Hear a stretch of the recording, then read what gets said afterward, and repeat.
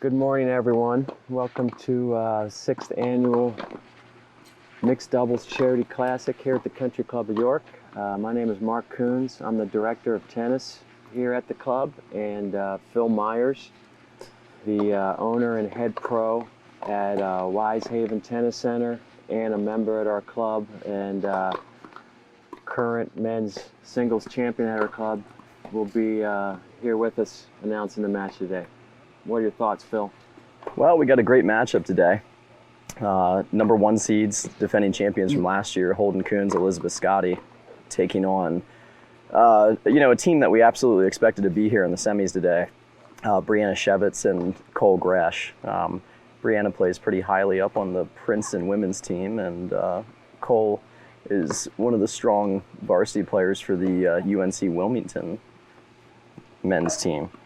Yeah, I believe Brianna finished the season ranked inside the top 20 for the NCAA women, and she actually had a win in the fall over the number one ranked girl in the country. So she's solid.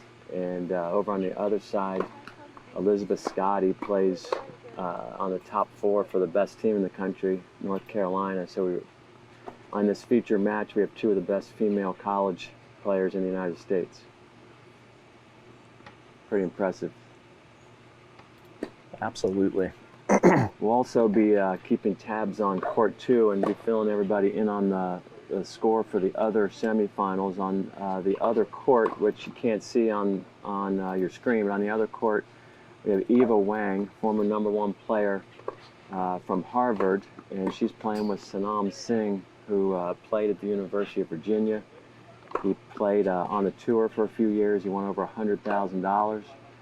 And they are playing Clarissa Hand, who plays for the Northwestern Wildcats, and Justin Carter, former number 1 player at UMBC, and he's currently teaching professional at Suburban Country Club in Baltimore. We'll keep tabs on the score over there on court 2 for everybody watching at home. Yeah, just in terms of depth for the tournament this year, Mark, would you say that it's probably our best draw that we've ever had here? Yeah, I think we've had some strong tournaments on top with our top 3 or 4 teams, but as far as overall depth of all 16 teams, no question that the tournament continues to get deeper. We actually had a team from New York that came in over the weekend. Brett Winters plays 1 for Xavier, and Marcella Cruz starts for the Vanderbilt women's team, and a team of 2 Division I players that lost in the first round. So I think that kind of shows the depth that we had this year. Absolutely. Well, and just the fact also that, our finalists from 2 years ago in this tournament didn't even make the semifinals. Yeah, Punch Maleka and Charlotte Sikora, who are either 2 or 3-time champions. I have to double check. I believe it's 3 times. Yeah, they lost a close 3-setter yesterday to Clarissa Hand and Justin Carter. All right, looks like match is getting ready to start. Looks like Cole Gresh is serving first. We have a unique formation with Cole, who's a big server, and he has Brianna standing back with him. It's the first point of the match. And Holden immediately, seeing that they're both back, he immediately drives the ball deep and comes in. We had a volleying error by Elizabeth there to start the match. This should be interesting as it unfolds to see if they end up changing up their strategy a little bit. Yeah, I think what we'll see here is 2 different tactics. I think you'll see. Okay, so now Cole comes in. And Elizabeth Scotty just absolutely annihilates a forehand winner. There you see why Elizabeth is one of the best players in the country. Second point of the match. Rips a world-class forehand. Elizabeth and actually Brianna, both of the women on this court, they're two of the women in this tournament who the pace will not bother them. The pace from the men will not negatively impact them at all. I'd have to say it almost helps their games in a lot of ways. Yeah. They love pace. 15 all. Good serve by Cole. Not always, but Phil, usually would you say that a lot of these matches come down to can the woman hold her serve? I absolutely would. I mean, there's a few rare cases where the man is the weaker server on the court, but you have two very strong servers in Cole and Holden. Two guys that probably, I mean, if they're losing their serve, you're in trouble probably. Yep. But I don't know. These two girls, I know for a fact that Elizabeth has a very strong serve.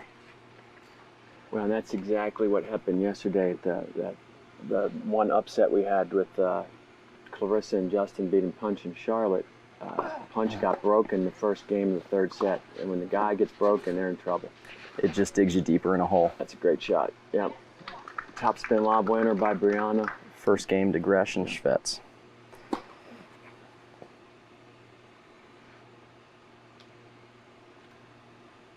Court 2 is still in their first game. Justin Carter just hit a big slice angle ace.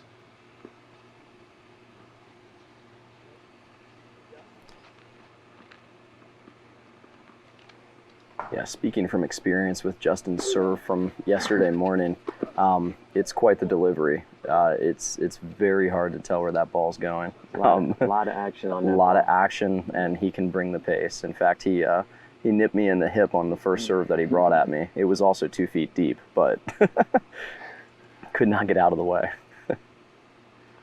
And I think I think it would be a good time here early in the match to thank everyone at the Country Club of York, especially this year with all the safety guidelines and protocol in place from the state. Our club has just done a phenomenal job being able to keep the tournament going through this health crisis. Yeah, I agree. They had to step up. They had to pull back on some of the events we had planned for for this tournament this weekend. Out of safety for our membership, for our players that were visiting. Overall, great decisions and great job by our board and a lot of our membership. Yep, and thank you to the players for following all those safety guidelines that we set up. Love 15 is holding double faults first serve.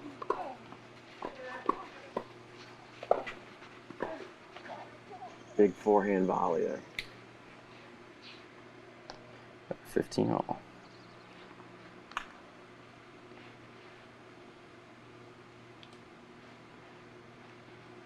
How do, Phil, in those first couple service games, how do the nerves come into play for everyone? Well, I mean, I have to say, me personally, I don't know if it affects these guys because they're so used to playing. These kids have definitely played hundreds of tournaments in the last 5 years. They're probably used to it, but I'd have to say that, at that point, if you're not nervous, you're probably not in a good mindset to go into that match in the first place. Yeah.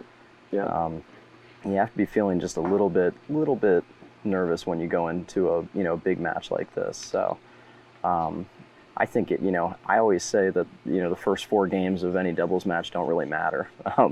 You'll see a lot of uncharacteristic errors, a lot of loose points, and a lot just maybe some breaks back and forth too. Now this is interesting here. I don't think Holden's gotten a first serve in yet, and this is a dangerous point here at 15:30, serving to Cole.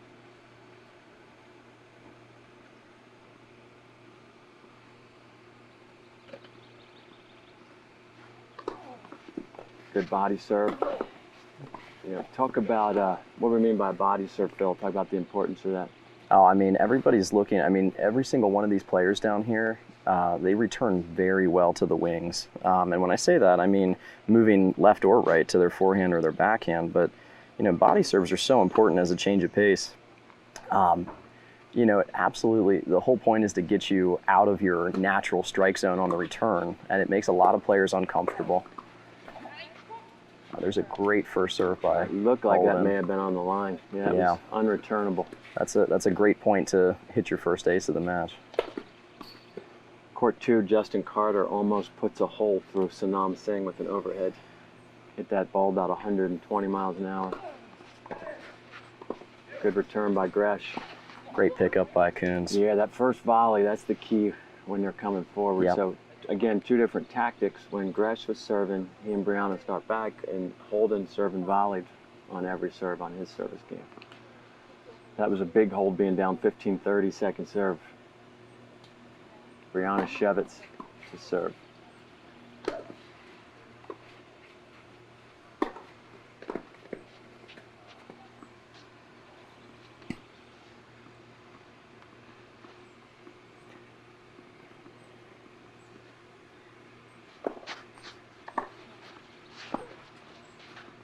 Right in the corner. Great shot. Great pass down the line. You know, I feel like it's tough. You know, even if you're a good server, it's still tough to play either one of these teams because all four of them are such solid returners. You know, you won't see, unless you're going to hit a phenomenal serve, you're not going to see a lot of errors on returns here.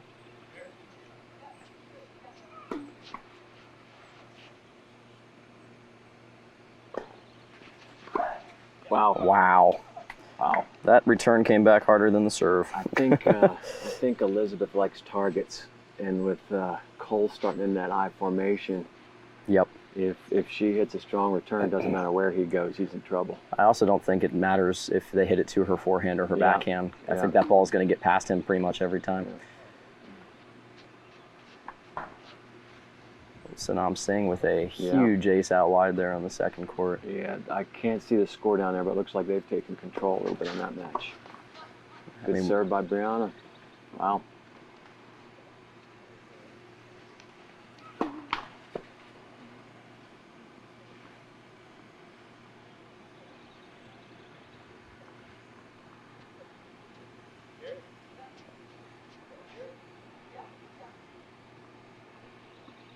.40-30. Let's just look at a second serve here. Cole's still going to stand in that I formation. Double fault. Yeah. Lot of pressure on these second serves, especially by the ladies. Absolutely. These returns.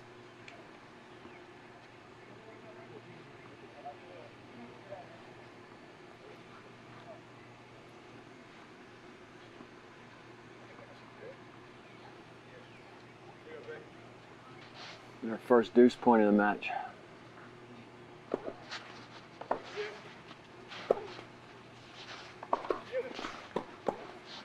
Brianna prefers that baseline. She won't come forward unless she has to. No, he missed it. Great move by Cole Grash. Yeah, Just sent the right volley, play, yeah. sent it a little long. Yeah. I think the last thing he wants is for Brianna to end up in a cross-court rally with Holden at this point. That's not one you're going to win very often. First break point. Yeah. Elizabeth Scotty to return. That's the person you want in there returning that too.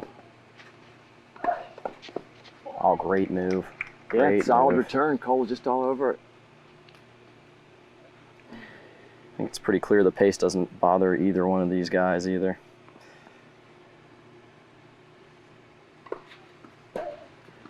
And, you know, the important on that, Cole ends up hitting the winner, but the important shot on that point was Brianna's first serve. She gets that first serve in. Exactly. They're starting out on offense. And as I've often told, you know, a lot of the kids that I'm teaching, it doesn't really matter how hard you hit that first serve. Placement and the fact that you're making a first serve puts a lot more pressure on the returner. Well, then Cole moving on that previous point, and then Holden tries to keep him honest down the line. And Yep. throws the ball in the bottom of the net. Force the error.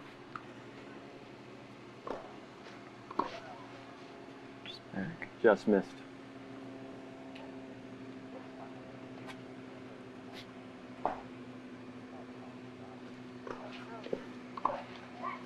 Two service return errors there at the end. That was big. Pretty uncharacteristic of those two. I will say that it is early still. But that's a big hold early from Brianna Shevitz.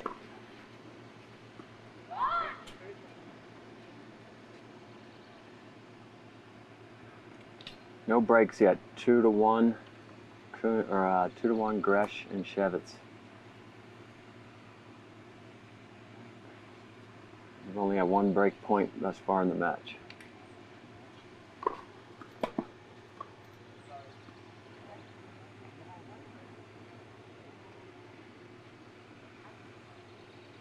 Of course, this tournament is a charity event with all the proceeds going to our own community, York Opioid Collaborative. And I know at some point, probably in the morning, we're going to have Dr. Matt Howie from the collaborative just come on and say a few words about how the collaborative uses the funds that we raise for them. We started supporting this charity probably about 4 years ago. Yep. I would say. Yep. And the tournament's grown in size every year. It's this is a cause that's very close to a lot of the members up here. Some of them personally. And it's just, it's our club's way of giving back. Yeah, the members have been just incredibly generous with their sponsorships. And those of you who are watching online, all the banners that you see on the back of the court are from, most of them are from our members. There's a rare unforced error by Elizabeth Scotty, row 15. This is a big game here. See if Scotty and Coons can answer back with a hold. Well, I'll tell you what I'd like to see is a little more action from Holden at the net here. Especially if Elizabeth's able to start getting some first serves going.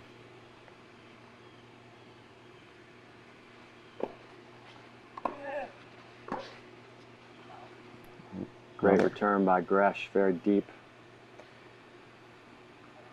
Love 30. Certainly seems like Elizabeth and Holden haven't hit their stride yet. I think they're playing on their heels a little bit and maybe not as aggressive as they should be. Yeah, I have to agree there. I think they didn't exactly come out of the gate firing, so I think we'll see them up the intensity here in the next couple of games.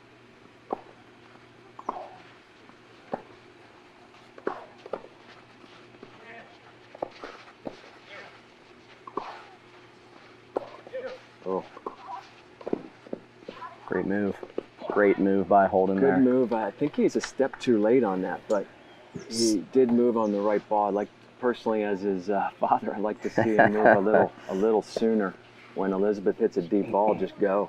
Yeah, once you see Brianna go back on her heels like that, that's almost that's an open door to just cross the court there for that poach put away. Still a big point at 15:30. Oh, unbelievable return from Gresh there. Just sat right up to his forehand.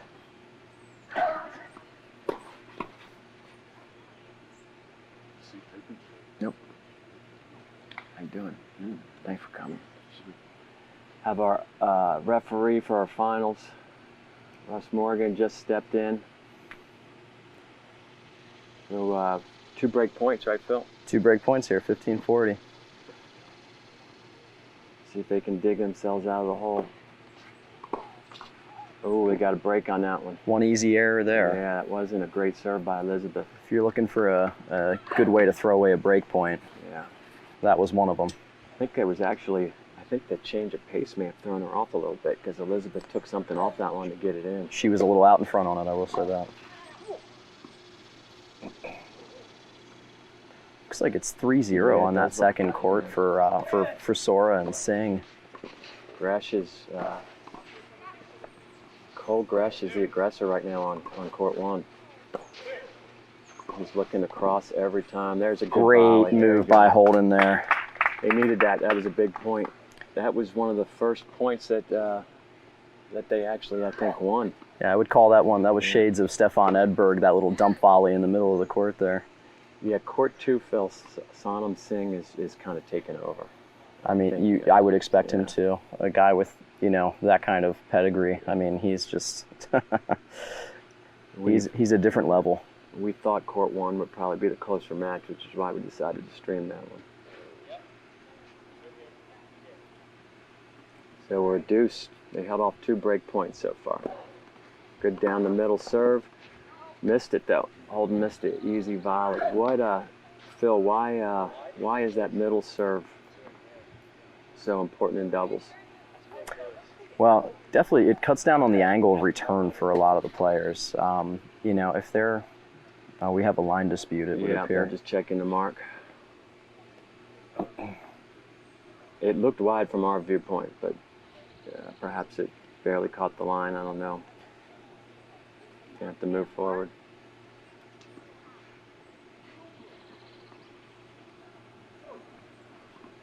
So add out.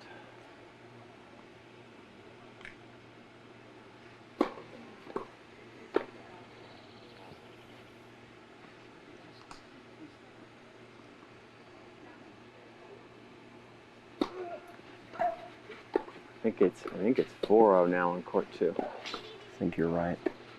Dangerous second serve here by Elizabeth Scotty.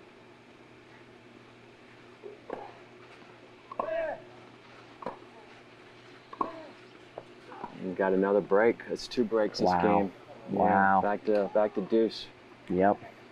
Both teams still a little tight here early on, I think. Boy, she really put some heat on those backhands, though. Those balls were right on the baseline. I think as we move forward, we'll see the teams get a little more aggressive and the errors will cut down. Back to deuce.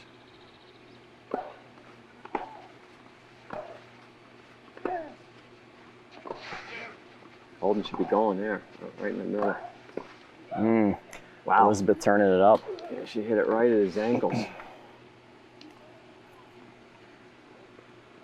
This would be a big hold for these two if they could convert here. I think if they could hold here, they would relax and maybe turn the heat up and get a little more aggressive.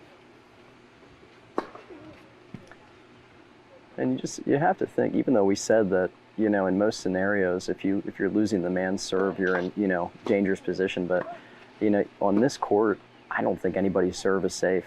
Yeah, they all 4 return so strong. That's a good eye from Holden. Holden whiffs on the 100-mile-per-hour return. He whiffs on it and gets lucky as the ball lands about a foot long. Yeah, Holden looks like he's a step behind me right now. So, when did he get to sleep last night? See if he can work some of those nerves out. That's right. He's got to get a little more aggressive and show a little more energy.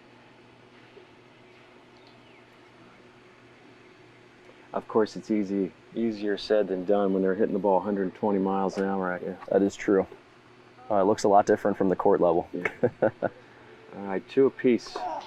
Cole Gresh to serve for the second time. No breaks yet. And each team had a few chances. They're still in that unique service formation. Yeah. 2 back. Big second serve. Get ready, Elizabeth. Oh, Going for the that lob. was a that was a very strange shot selection by Gresh. He had all the time of the day and decides to It absolutely was. spin lob over Elizabeth. Well, you get into these pressure situations, Mark, and, you know, gotta say, sometimes you just you just choose some shots that are really uncharacteristic of your game. What does it tell you, Phil, that Brianna is starting back on Cole's serve? Well, it tells me that she's not comfortable at the net in any way. Yeah, well, I'd like to see Elizabeth and Holden maybe like some short slices bring her in. I don't think they brought her in yet. Absolutely. She is very crafty of a player, though, I will say that. She's incredibly strong from the baseline. Yep. And there, again, just a step behind by Holden. That was a pretty easy volley. It was, and they were in great position to win that point. Elizabeth hit 2 very strong volleys there. And that's where you're going to see the difference here. If Brianna's going to stay back the whole time, those two need to close that net and get some pressure. 30-15.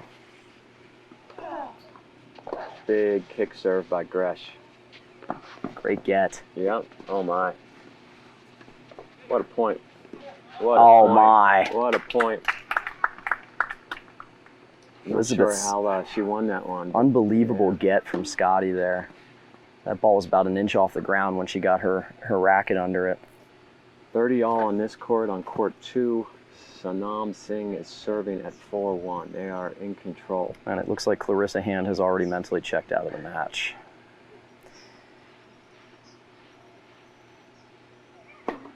Big serve by Singh on court 2. 5-1 now. Boy, he's something. He's a real talent. I would say the best player we've had here since Nathan Healy a few years ago. I'd absolutely agree with that.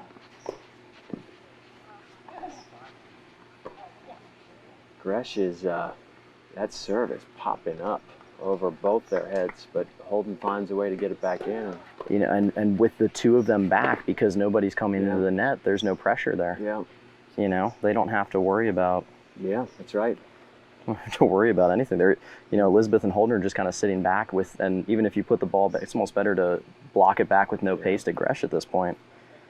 Puts a lot of pressure on him to generate his own power. We got 2-all break point here. Wow. Great depth. Holden should have moved on that one. Yeah, that's huge.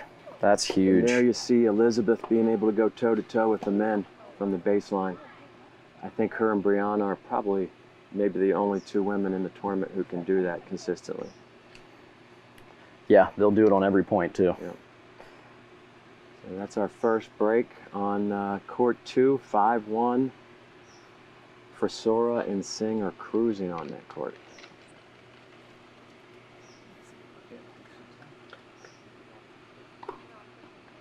Again, we'd like to just take a couple seconds to thank all our sponsors. UPMC is our tournament naming sponsor. They're our main sponsor.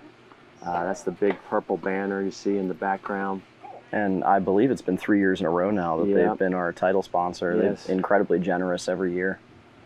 We have the Apartment Gallery, who along with the Styles Group, RBC Wealth Management, those 2 companies fund our $10,000 purse to the players. Very generous. WellSpan Health on board for the first time this year. We can't thank them enough. They not only donated $10,000, but they matched all our members' sponsorship up to $10,000. So that was a big benefit. We have Rudders for the first time this year. Rudders gave $5,000. Who else is up there on that screen, Phil? Oh my, it looks like Highmark Blue Shield. Yeah, Crispus Addicts is one of our longtime sponsors. Penn State Management. Yeah. Gladfelder Insurance Group. You have a connection with Gladfelder, right? Yeah, I do. Yeah, my dad worked there for 42 years. just retired back in 2019. Gladfelder came on board last year and extremely generous. Very appreciative of their sponsorship. And we've got a lot of longtime sponsors that have been here every year of this tournament. Graham so far. Partners, RGS, CGA, Apple Automotive. Yeah. 15 Love, Holden Kuhn serving here, trying to stay up a break. Yep. That's tough. Got to keep moving forward on that. Kind of get stuck. All 4 players, when you come to the net, they're going to just drill balls at your feet. Yep.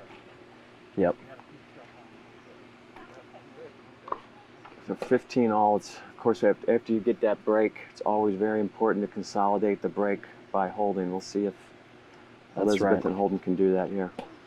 For a long time, I believe that if you don't consolidate, it doesn't count as a break. Yep. Holden's still struggling with that serve. He has not gotten a lot of first serves in. Interesting that even on the second serve, Cole Gresh stays back, though. Big kick serve by the lefty, yep. Yes. That's a fantastic serve for a second. That's just it's a serve that, unless you consistently are practicing against a left-hander, it's a serve you don't get to see much. And there aren't a lot of left-handers out there that even hit kick serves to begin with. That makes it even tougher. You see a lot of righty kicks, you see a lot of lefty slices. But that lefty kick, nothing really prepares you for that unless you're on the court with it a long time. Cole Gresh, of course, he is a unique player. He hits off 2 hands on both sides.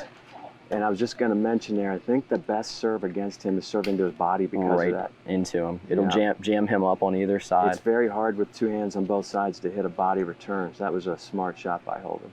Yeah, that's a big serve too. That puts them up 40-15. Maybe he'll relax a little bit here.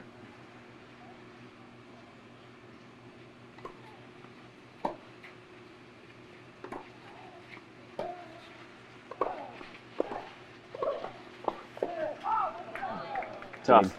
Yeah. Just kind of duffed the put away there by Scotty. Left it sitting a little too much. We often tell our kids, don't hit down on the ball when you're at the net. Yeah, I think just don't- Cole's the only one who's really doing a good job of moving forward at the net.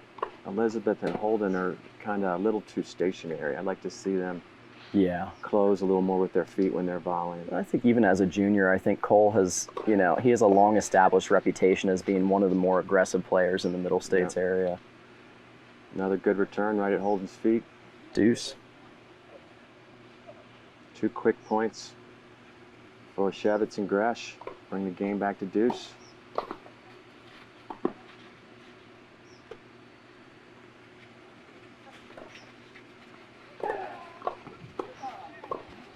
That's a fantastic serve and Brianna's volley having put trouble. away. She's having trouble with that kick right now. I think she's going to see a lot more of it until she figures it out.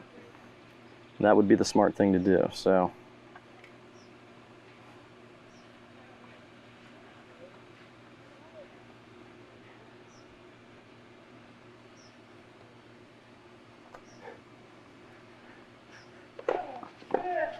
Oh, big my. flat serve from Holden, and just as hard coming back return from Cole, and led to a volley error at the net by Elizabeth. Back to deuce. I like that body serve against Cole. I think he likes the pace. If I was Holden, I'd keep trying to slice it into his body. Absolutely.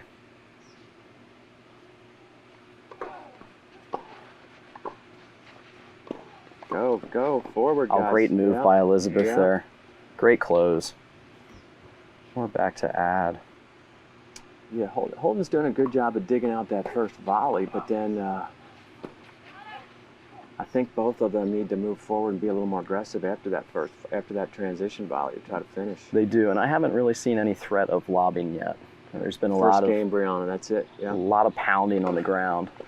Body serve again. Good put away. Yeah, that body Great serve. very important. So there you go. They consolidated the break.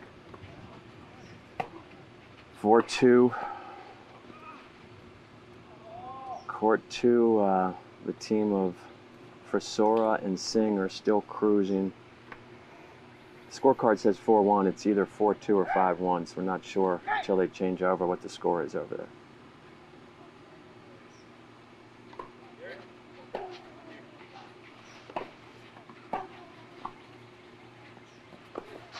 Brianna Shevitz to serve.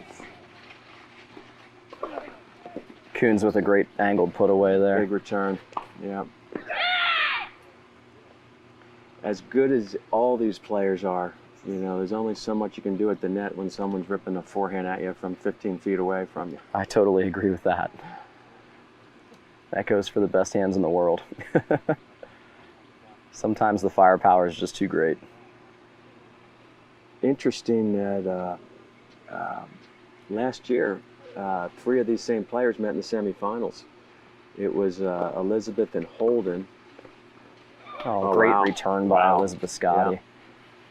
Snuck that right down the line. Elizabeth and Holden beat Brianna and Ilya Shadishvili last year in the semifinals. They did. So Cole Gresh is the only difference. I think Elizabeth may, I don't know, I think she may prefer the backhand on return. What do you think, Phil? I'll tell you, I prefer my backhand. I can't speak for her, but the backhand is just, it's more compact, it's a more natural swing, and it's a lot simpler to time.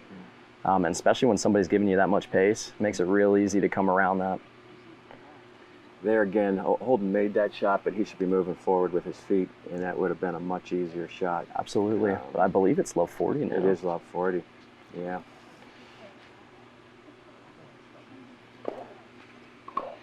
Great return. Oh, that's a great move by Cole Gresh. Great hands, too. What do you think on when Elizabeth hits a return like that? Should Holden be, should he be moving forward? Absolutely. If he puts Cooper. if he puts anybody on his back foot, Cooper. he should be going across that net every single time. Tell him to get off the green.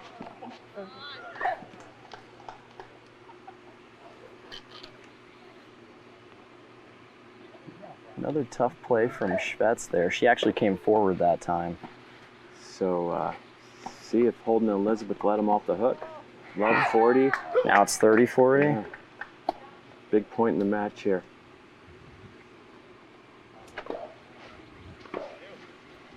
Right on the line. Oh my. Right on the line. What an unbelievable Yeah. return. You can just tell by the way the ball skidded off the court that landed on the line, and Brianna kind of throws her hands up like, what can I do? Can't do anything about that. That's just too good.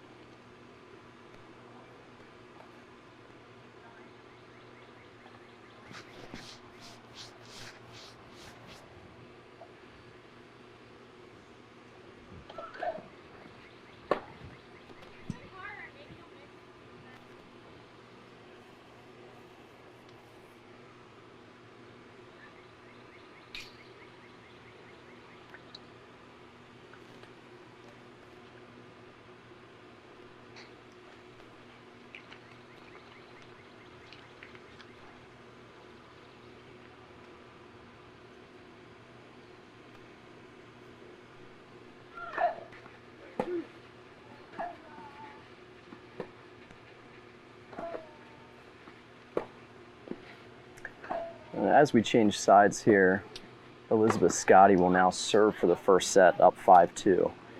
Yeah, interesting. Oh, go ahead, Phil. Well, I was going to. Shevitz and Gresh are now playing 2 back on the return game as well. I think it's interesting how, if we go back to 2-1, Elizabeth Scotty was serving at 1, serving 2, and Gresh and Shevitz had a break point against her. And ever since then, it's been all Scotty and Coons.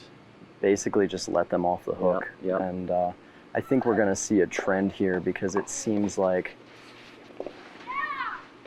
what we're seeing now is Scotty and Coons are being more aggressive, more assertive, and Gresh and Shevitz are now becoming more passive. They're backing up. They're playing more from the baseline. I don't think with the patience level, the talent level, and with Scotty and Coons, I don't think that you can beat them by backing up and, I agree. You're going to have to be real aggressive to beat them. Yeah, right now Cole's a little bit of a threat up there, but Brianna is no threat. She's not hurting them at the baseline, but great return and a great serve. Now Cole sneaks in. Now we're both in like the I formation. There you go. Yeah. Elizabeth good enough. I'd like to see her try to move forward, get out of that I formation. Absolutely. Put a little more pressure on the baseline player on the other side. Is this 15 all, Phil? Or 30-15. Update from court 2. It would appear that Frisora and Singh are up 5-2 right now. Serving for the first set. Big serve by Elizabeth. Phenomenal serve. Wow. I mean, boy, she masked that well. He was leaning big time to the middle. I would say, what do you think, Elizabeth, about 6'2", Phil? I would say about that. Yeah, about 6'2". So that extension that she's able to get on her serve created that really nice angle. Yeah, you don't get that from being 5'8". In the finals, our viewers may get a chance to see Sanam Singh, it looks like, because he's probably about 5'8", 5'9", and guys, wait till you see his leg drive on his serve. It's unbelievable. Not just that, but wait till you see how quick he is. He might be one of the fastest guys on a court I've ever seen. Yeah. Great shot from Shevitz. Big forehand. Yeah, that was not the right ball for Holden to move over. That was too short, and Brianna takes advantage of it. And when would you like to see the player at the net move, Phil? When they're in those baseline rallies, when should the net player take a shot? Well, we've already talked about it. As soon as your partner hits a great deep ball, you put that player on their back foot. That's the ball you got to move on. And then that baseline player, assuming you're playing somebody who has the strength to actually hit off their back foot and take the ball down the line, maybe make you pay for that move. that baseline player has to understand that they've got to get over and cover for you as soon as they hit that shot. So,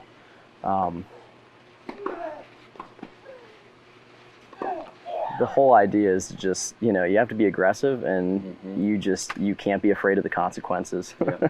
That's right. Yeah, you're gonna look like a fool every now and then. Absolutely, but the percentages are with you in that situation. And there's a big hold from Scotty to close out the first set. Yeah, they had one break point against them the entire set. We have our tennis chairman Mark Wheeler here behind us, so we'd like to thank him and again everyone at the Country Club of York for being able to pull off an event of this size during this crazy time period that our community and country is going through. Yeah, I believe Mark and I came onto the committee at for the tournament at the same time, and I think we can both vouch for the fact that this tournament has just grown and grown every single year that we've been with it. And I think this is year 6, and I can remember our first year we were so excited to be able to raise, I think it was $13,000. Yep. And last year we were able to donate over $64,000 to the collaborative, and I think the way their fundraising looks like we're going to break that this year. So it's incredible.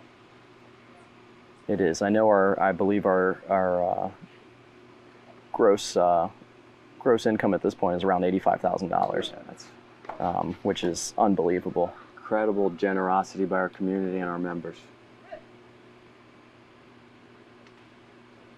See if one of the things that a lot of us talk about is the most important game of each match is that first game of the second set. Or Elizabeth and Holden going to be able to keep that momentum going, or Cole and Brianna going to draw a line in the sand here? Yeah, and as the team that wins that first set, you want to put your foot down. You want to assert your dominance in that second set, and you don't want the other team to get a foothold to where they start to build some confidence here. And as the team that loses the first set, that's exactly what you want to establish. You want to show them that you're not going to go away, and it's going to be a fight. I think honestly, what I'd like to see from Cole and Brianna would be some more aggression. They've got to get in. Yep. They've got to get in. Got to make it happen. Elizabeth and Holden won 5 straight games there to close out that set, but a good start to the second set with Cole Gresh. Big ace. Right down the tee on that deuce side, unreturnable serve. Big ace, and I come on to go with it.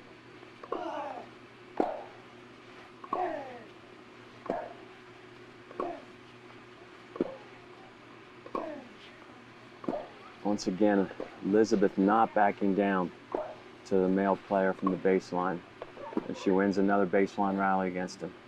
She's solid off the ground. Well, and just something to note, the difference in the depth on their balls in that rally, almost every one of Cole's ground strokes was going inside the service line, and every one of the balls that Elizabeth hit was about, a foot from the baseline. I mean, she is nails from the baseline. That is one person I would not want to be exchanging cross-court ground strokes with on a regular basis. Yeah, a lot of the guys don't see that flat ball that goes so deep. No, and that's a tough ball for them to pick up. They want the action on the ball, and they're trained for it. That was a nice hands. volley by Holden to give them a transition and move forward. Elizabeth takes care of the winner. I think, what do you think, Phil? Is this danger time for aggression? Absolutely. I mean, we're 3 points into the second set, and they're already threatening on his serve. Yeah.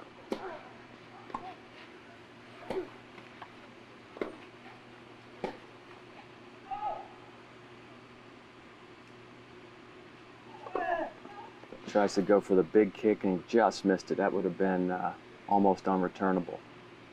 Yeah, I don't think she was going to get a racket on that.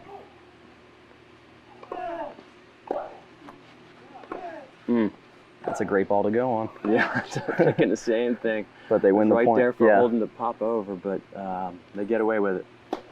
But here's the thing. Maybe, Holden's obviously got a lot of trust in his partner. Yep. And Elizabeth is just so solid from the baseline with anybody she's rallying with. It's, he might be thinking that it's almost higher percentage to let her rally it out with them cross court than for him to risk it and go. Especially knowing that Gresh is very good with changing directions. Double break point, second serve here, Cole Gresh. And then you know, the ever annoying ball from the other court comes over that he has to Yep, clear in yep. between serves. And those of us who are players, we know how nerve-wracking that can be to break up your routine. Not to mention at this level, they don't give lets for that. Yeah. Yeah, And there you there's the go. double fault. Yeah, there you go. We've all been there in that situation. Yep. Anytime, I think that's why you see the pros, Phil. You see them like trying to break up routines, turning around, tying their shoe, toweling off, etc. Absolutely. Do we want to point back to the infamous match between Connors and Krickstein back in the '91 U.S. Open? I mean, how many times did Connors go to the water bottle, go to the towel, you know? Talk to the camera. Talk to the camera, talk to the crowd. Unbelievably, court 2, we went 5-1 for Soren Singh dominating. It's now 5-4. Yeah, and Carter and Hand seem to have all the momentum. 3 straight games, and I believe they're serving this game. So that one has turned around dramatically. On court 1, again, Holden Coons to serve to try to consolidate that break. That's tough serve. That is. Yeah, that T serve down the middle. And I'll say this, the way that Elizabeth's been playing, she's going to take a lot of pressure off of Holden here in the second set, and he's going to be able to swing freely on his serve. I think we'll see his... I don't know that Holden has really found his level yet. I mean, he's not playing poorly, but he looked a little tight, especially at the beginning of that first set. Absolutely. And you have to think, I mean, Mark, you've played a lot of tournaments. You know, you come in as the team to beat, basically. Yeah. What do you think the pressure level's like for Holden right now? Well, last year was completely different because last year they were new Elizabeth. They were seeded 3, and you know, they were just having fun and had no pressure at all. This year, with certainly the prize money being doubled, the talent pool is definitely deeper, and they are the team to beat. Yeah. Everybody's gunning for them, so I think they're going to get everyone's best effort. Not that they wouldn't, but it may be a little more than usual. And just, you know, Holden's the only hometown player left. He probably feels, I know he gets so excited for this event, so he doesn't want to let anyone down. That was another big serve. Good serve. 40 love? 40 love. 40 love. Court 2 has gotten dramatically more competitive over the last 15 minutes. You can see the intensity turn up. Actually, I was wrong. Sanam Singh is serving at 5-4, so he's trying to serve to close out the set on court 2. I think we might be seeing some big serves here. Sanam Singh, he played at UVA when Somdev Devarman, I believe, was the #1 there. So I think they had the two highest ranked singles players in the country are both on the same team. Yeah, and I'll say this, you know, Devarman, he you know, put down the upstart John Isner, I believe, 3 years in a row in the NCAA championships. So, I mean, some real talent there. Sanam he's traveled from Boston to play in this tournament. So it's great to have him here for the first year. Hopefully he'll be back again. Easy miss by Gresh. He wants that one back. Yeah, I think there's a few now that he'd probably want back. But Is this a must-win game for Brianna and Cole? If you get down double break against those two, you're not going to get back. I don't think. I wouldn't say it'll never happen, but it'd be very rare that those two get broken, you know, consecutively. So, considering it's now love 15 too, that's not a good start to the game. But wow, I mean, Cole's trying to move there, but Elizabeth's just hitting that ball so clean. Easy miss by Holden. Back-to-back misses by the men on that court. Easy volleys. It's almost like that one was too easy for Holden that time. Yeah. He makes the difficult ones from his shoelaces coming in from the service line, but, you know, the putaways on top of the net. Yeah, that was a big break. Now it's 15 all. Kind of had him, and there you go. That's what happens. Yep. Just like that, they're back up. Boy, momentum can swing so quickly in a tennis match. It takes, you know, one shot or, you know, over the course of 2 points. Let's remember that volley. Come back and see where we are at the end of this set, because they really had them on their heels. That would have been love 30. Yep.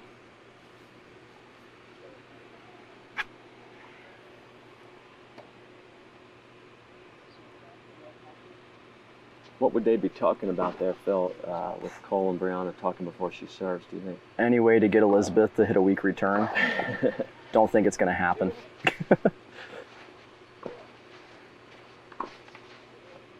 Sick. Wow. Wow. You see my point.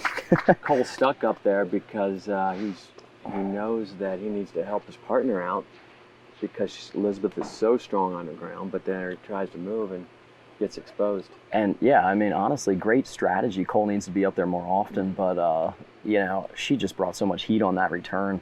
What else is he supposed to do? Just had to block it back. Huge point here at 0-2-30 all. Court 2 for Soren Singh did win that set. Just wide, yep. Second serve. This is a big point. Brad, my guess is Holden is going to try to drive this and move forward. Let's see. Nope.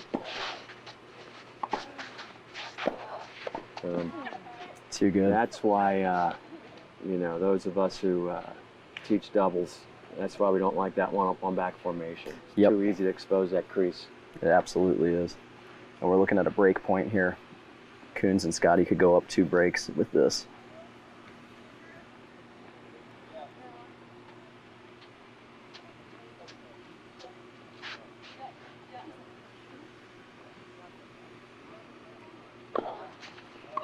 Great serve by Brianna Shevitz. That's big. Why is that middle serve so important in the doubles match? Cuts down on the angles that the returner can use to attack. You play it down the middle, especially if you're a serve and volleyer, which we haven't seen from this team yet. But you know, the ball mainly stays in the middle of the court at that point. There's so little that they can do with it without taking a big risk. But right now, I mean, Holden looks like he stepped up his intensity, his aggression a little bit here, and he's really going after some of these returns, and a little too hot to handle for Cole there. Cole's made some uncharacteristically mistakes here in the last game or two. I'm sure we'll see him bounce back. Probably the most aggressive player on the court. I would say so.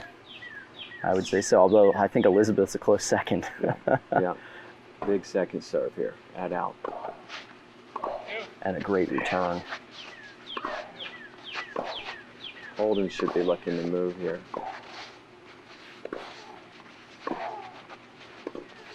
And there you go. Who's going to move first? Cole beats him to it. Nice little exchange there at the net. But when you're that player who's on top of the net and you're getting every ball down to the other guy's ankles, you're going to win that, you know, 19 out of 20 times. Not even 9 out of 10. So Brianna and Cole are fighting for their lives here. They've already held off 2 break points back to deuce. This would be a huge hold for them. I wonder if she'll go back to his forehand again. Nope, went to the backhand. Yeah, good serve. Big serve.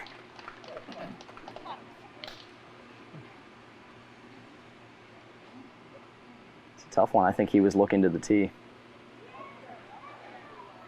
It wasn't quite out wide, but it definitely caught him in the body. It goes back to the importance of the body serve in doubles. You have so little control over your return at that point. Yeah, very smart. Let's see what happens here. I got a gut feeling Cole may be going on this serve. I know I would. Yep, big fake, and it pays off. Oh, it did. Yeah, good game to get out of that one.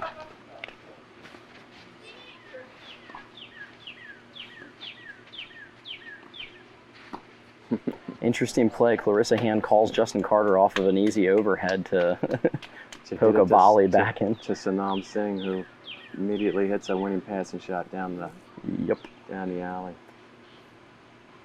Yeah, it's interesting to see how that one's going to start off, because Singh and Frisora and Singh were cruising so easy there at the beginning, and then you know, they relax a little bit and let them back in the set before they close it off at 6-4.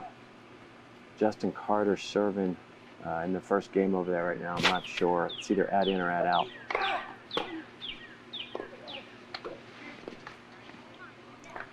And nope, not a break yet. Okay. They're still playing in the first game on court 2.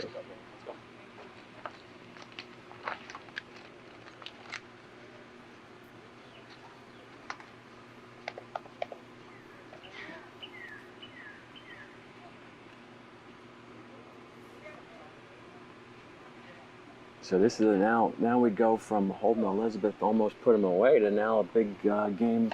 Elizabeth Scotty going to have to hold here, or else the momentum will really have turned. There's that T serve again down the middle. That's a big serve.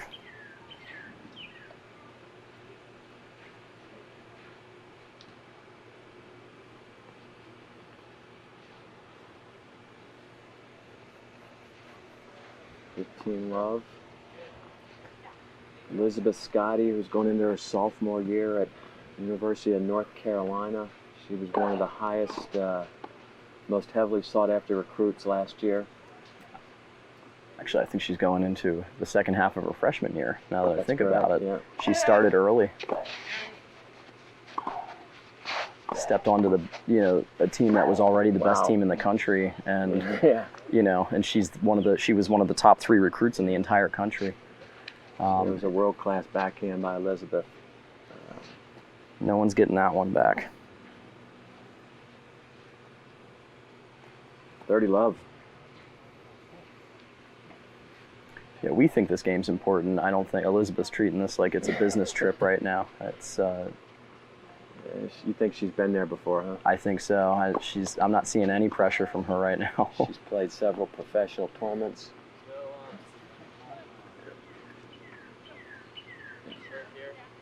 Probably traveled the world, not just the country, playing tournaments. Big serve. Yeah. Yep, forces the error. And that's where you get, Holden didn't do much, but he was a threat up there, and he forced Brianna to kind of take a shot. She had to try to make it better than it probably had to be, but as opposed to Cole and Brianna, who both stand back, and there's no pressure to return them. I'd like to see Holden move and be a little more active up here. Got 40 love. This is the time to do it. Yep. That is the time to do it. There we go. And great hold at love. Don't think we saw any second serves that game. All good first serves. Not just getting them in, but they were all well placed. Absolutely. Tough serves. So Gresh to try to hold again. 3-1, Scotty and Coons.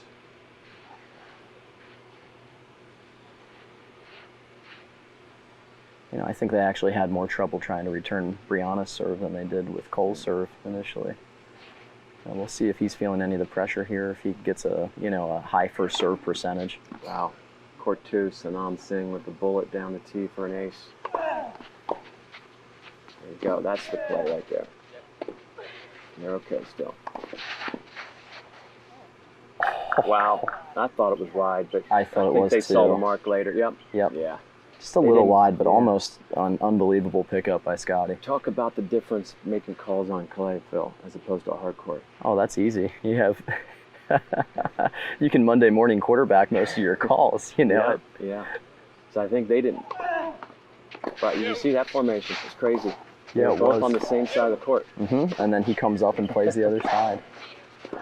Boom. Boom. Yep. Yeah, so on clay, if you do not have to call it immediately, as Phil said, Monday morning quarterback, you can go check the mark. They didn't see that one, but then they could see the mark was out. Yeah. But that's the first time in my life I've ever seen that formation. Let's see if they do it next time on the ad side. Yeah, that was interesting. 15 all, correct? I believe so. Yeah. Second serve. Yeah.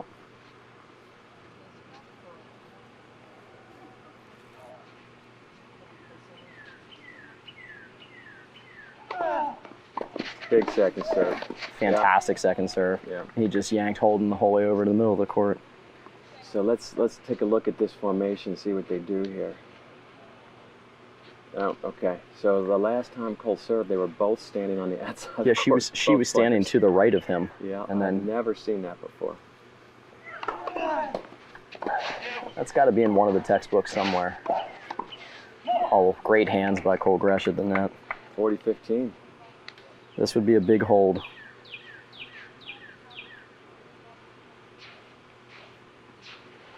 Tell you, Elizabeth doesn't make it easy though. Every one of those volleys, the ball's going over the net 2 or 3 inches. That's it.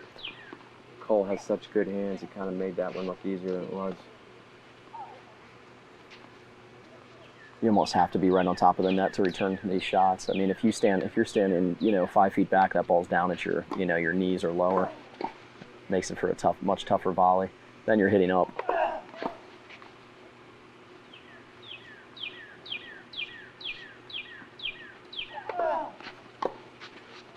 Great return. And again, wow. Here's the issue. Yep. No pressure from the serving team. So he just hits the ball deep and moves forward. Hits it deep. They're straight into the middle of the court. There's, you don't even have a net player to avoid at that point. So you can pretty much hit any return. No pace, with pace, doesn't matter. Yeah. Why do you see so many players playing back today in doubles, Phil? At certain levels, I think it has its benefits. I think, the Bryan brothers often did that on return games. Service games. Yeah, you don't see it much on service. No, that's not normal.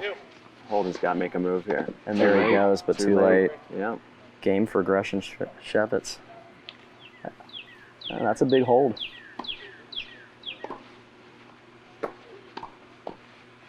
Court 2 looks like Frisora and Singer back on cruise control right now. I believe it's 3-0, but I'm not positive. I can't see the scorecards.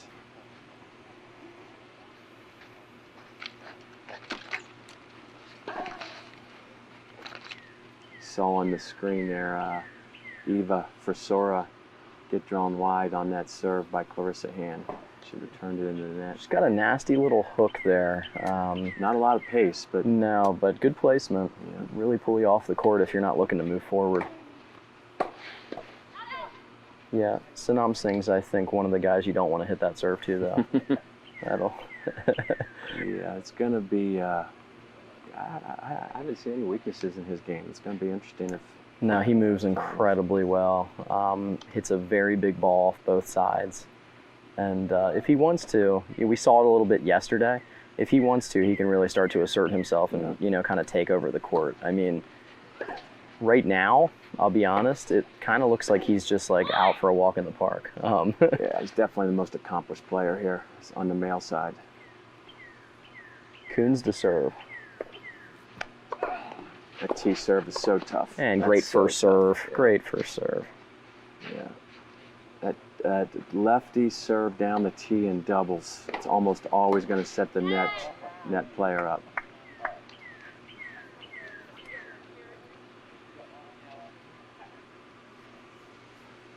See what he does here. Again, I think Cole returns so well, I'd go right into the body. That's what he tried to do. Yep. Yep. And that's going long. That's why you come to the net right there. Exactly. Put some pressure on him, and so far, I think that's been the difference in this match. Would you agree, Phil?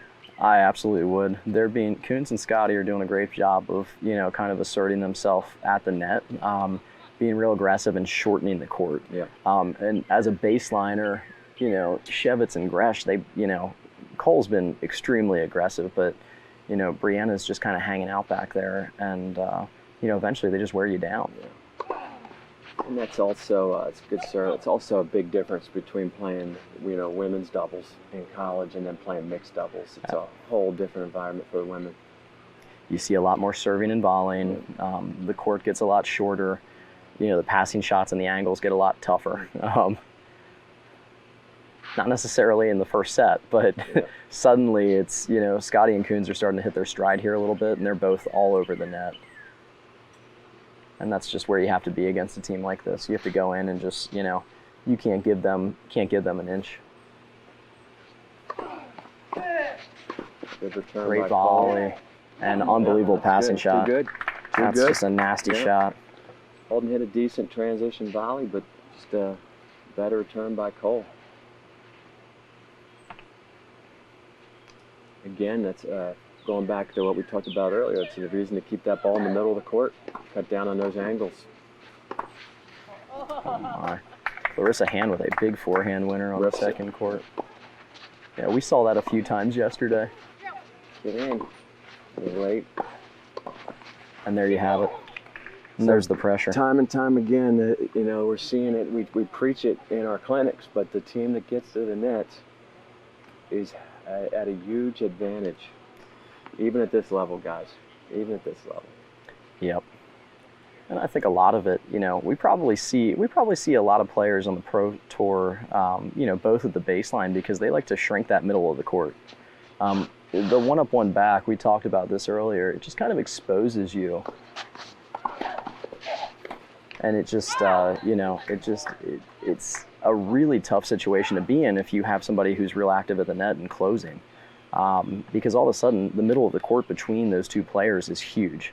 You could drive a couple of tractor trailers between the two players if they're one up, one back. Whereas two at the baseline makes sense, but the way that the Bryan brothers do it, they play two back, hit a big return, and then they're both at the net together.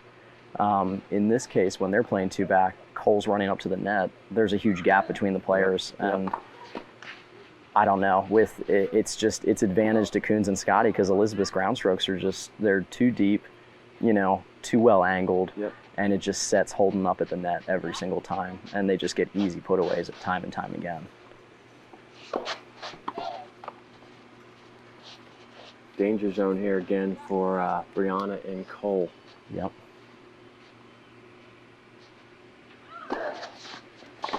Too early. Great just return. Left a little too early. Great right return. idea. Just gave him too much time.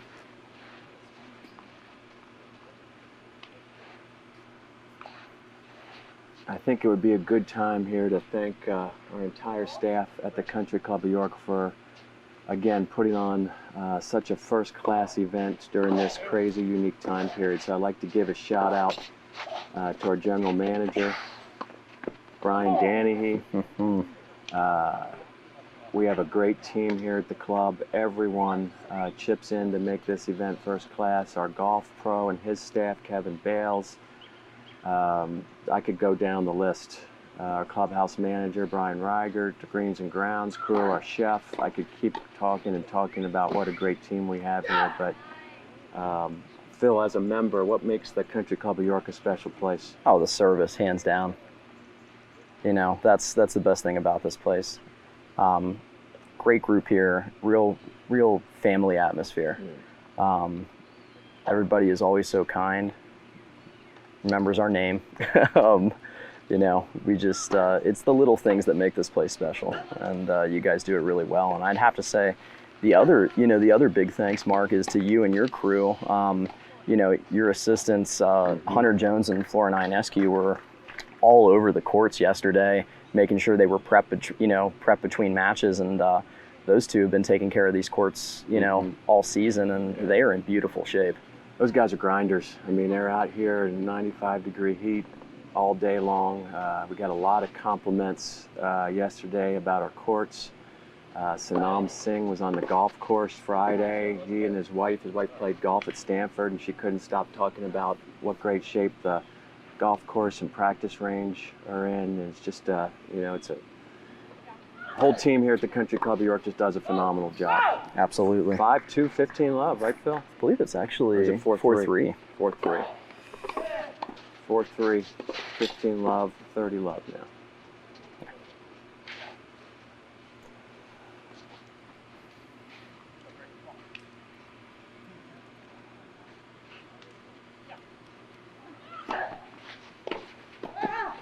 Oh, Sanam Singh with a beautiful poach that, just kissed that volley right off the top of the net. Dropped on the other side for an easy winner. Most people call that luck, but when you're in the right place at the right time all the time, it's more about skill. Yeah, he knows where to be. 30 love, big time forehand. Oh, thought she was going to sneak in. Oh, but still smokes the forehand winner. That's why she knows her game a little better than me. Yeah. Easy for us to stand up here, and we can talk traditional doubles all day, but this is mixed doubles. It's a little different. And I think Elizabeth's been reminding us of that this entire match. 40 love. I don't want to jinx them, but the last couple service games, Elizabeth and Holden have kind of been on cruise control. Or Cole and Brianna have been grinding them out and barely holding on. Well, and Double fault. they're See? still just getting stuck behind that baseline a little bit too much, but Oh, that was a let, so this is the second serve. which is funny because, you know, when these guys are playing in their college season, they don't play lets. Right, yes, that's correct. All 4 of them. Great Huge hands. return by Cole. Yeah. It's tough. That's tough. Probably needed a lob there because they were so tight.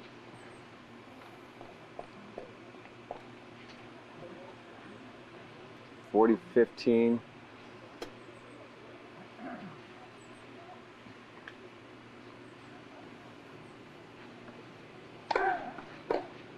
Watching the 4 teams that are here, 3 of the 4 teams have the male returning on the ad side. The team of Coons and Scotty, the only one with the female return on the ad side. And, you know, I thought this was always actually kind of a funny situation because, you know, most of the time when you play mixed doubles, yeah, the male is always on that ad side, but Elizabeth's just so strong on that backhand she return. does not miss a return. Yeah. I mean, her inside-out forehand, great angle, great pace, great depth, and her backhand is just almost unstoppable. You have to hit so many good serves to beat these two. I think this is a big point here because it was 40 love. They were cruising. 40-30. Yeah, 40-30, and still only 4-3. Right inside the line. Yep. Oh my. Good hands. Yep. Yep. See what happens here. For the first time on match, Scotty and Coons are both back. Interesting. How's this going to play out? Oh my. Girls are not going to miss. Coons is in. That's a tough volley. Wow. This is the point of the match, and it's a big one. Wow. Wow. That was the point. Wow. Of the match. Yeah. What a recovery from Coons and Scotty there. That was such a big point. That was absolutely huge. I think that might be match. I think what happened, whoever changed the scorecards last time changed it wrong. I thought it was 5-2. They broke Brianna last match, so that is the match. Scorecards were wrong down there. Yep, that is the match. Notice how just because of our safety protocol, the players do not shake hands at the end. They tapped rackets. The other safety precautions we have: whoever serves first is the only player who touches the scorecards. At the conclusion of each match, we wipe down and sanitize the scorecards and the benches, and you'll see the players as soon as they leave the courts. The players put on a mask, and everybody has been so gracious in following all the safety protocols. So that was, I don't want to say routine, Phil, but how'd you explain that match? I would say that's about as close to routine as it gets. Yeah. I mean, definitely a few hairy moments here and there, and I'm not going to, you know, Gresh and Shevitz had their chances. But, boy, those chances went away fast. They dried up real quick. I think after being down 2-1, Elizabeth and Holden won 11 of the next 13 games. So I guess that would be routine. Yep. Looks like right now, barring turn of events, it looks like they'll be facing the team of Eva Frisora, former #1 player at Harvard, and Sanam Singh, who we said, if you were with us a few minutes earlier, definitely the most accomplished player in this year's draw. 100K in prize money, top 200 in the world in doubles. And certainly showing it here. Those of you watching at home, the finals will come on approximately 1 hour after the second match ends. So right now we're looking at probably sometime between 11:30 and noon, unless this one would turn around and go 3 sets.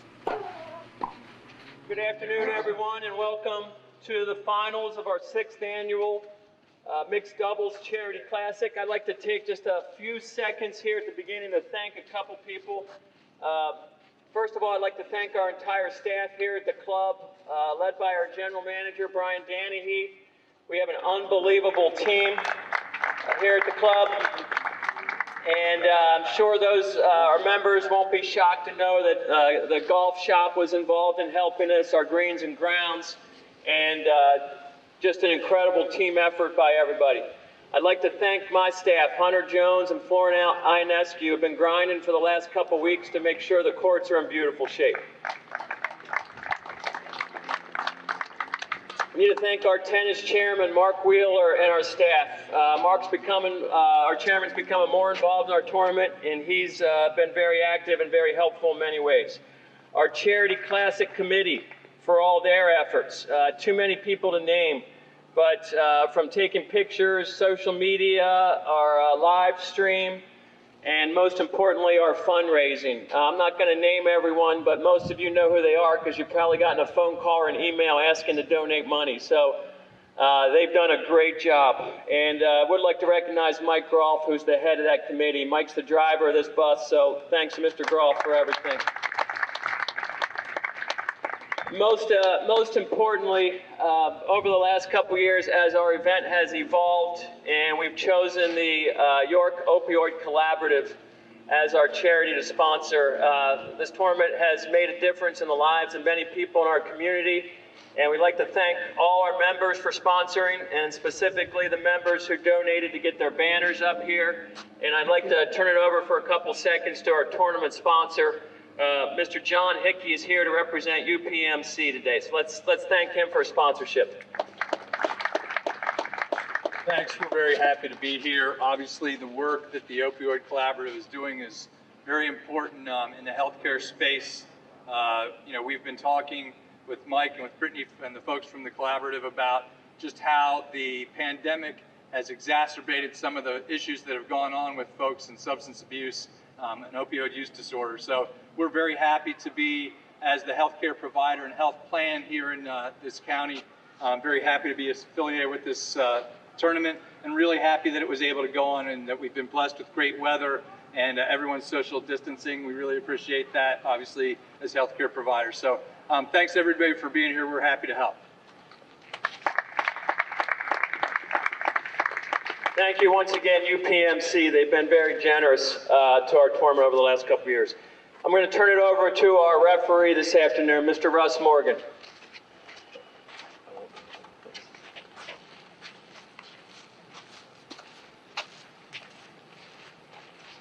Okay. Congratulations on earning a spot in the final.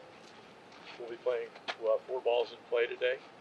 You guys, as the whole tournament long, you'll be responsible for your line calls. If there's a question, I'll come down out of the chair and check the mark. Any questions for me? Okay. And that is heads. That is tails. Your call, please. Heads. Call is heads. It is heads. Receive. You want to switch? Can I get a photo before we Yep. get started? Guys, can I get a photo of you guys together? Right here? That's fine, yeah, just closer for a part.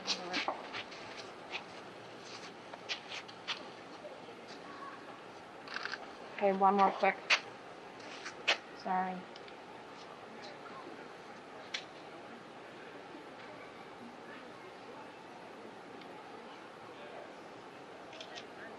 Thank you very much. Thank you. 5-minute warm up. And I'll go out once we start the match.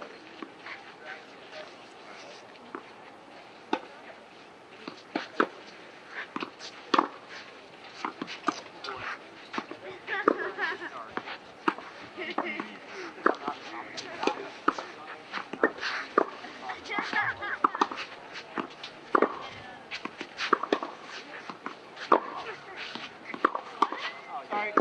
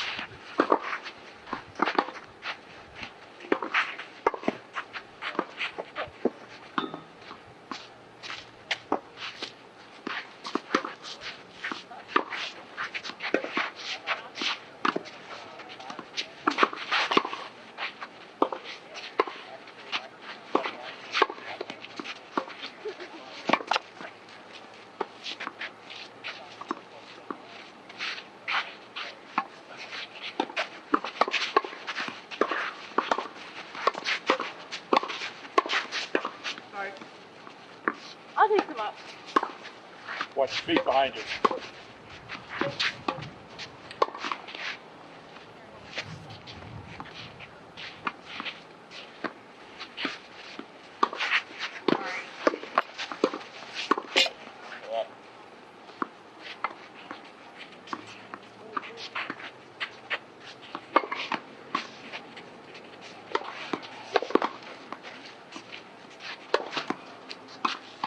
Sorry. One more. Here we go.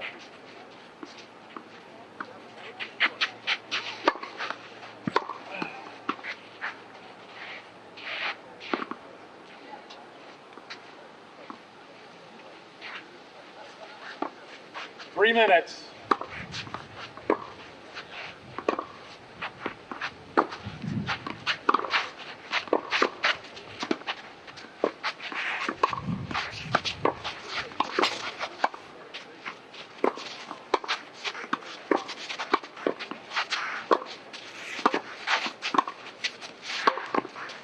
Sorry.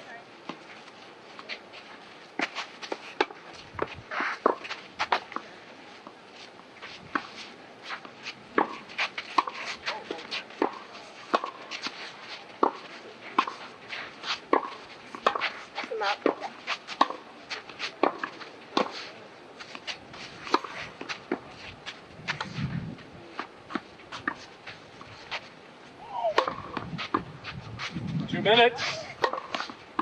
Some more.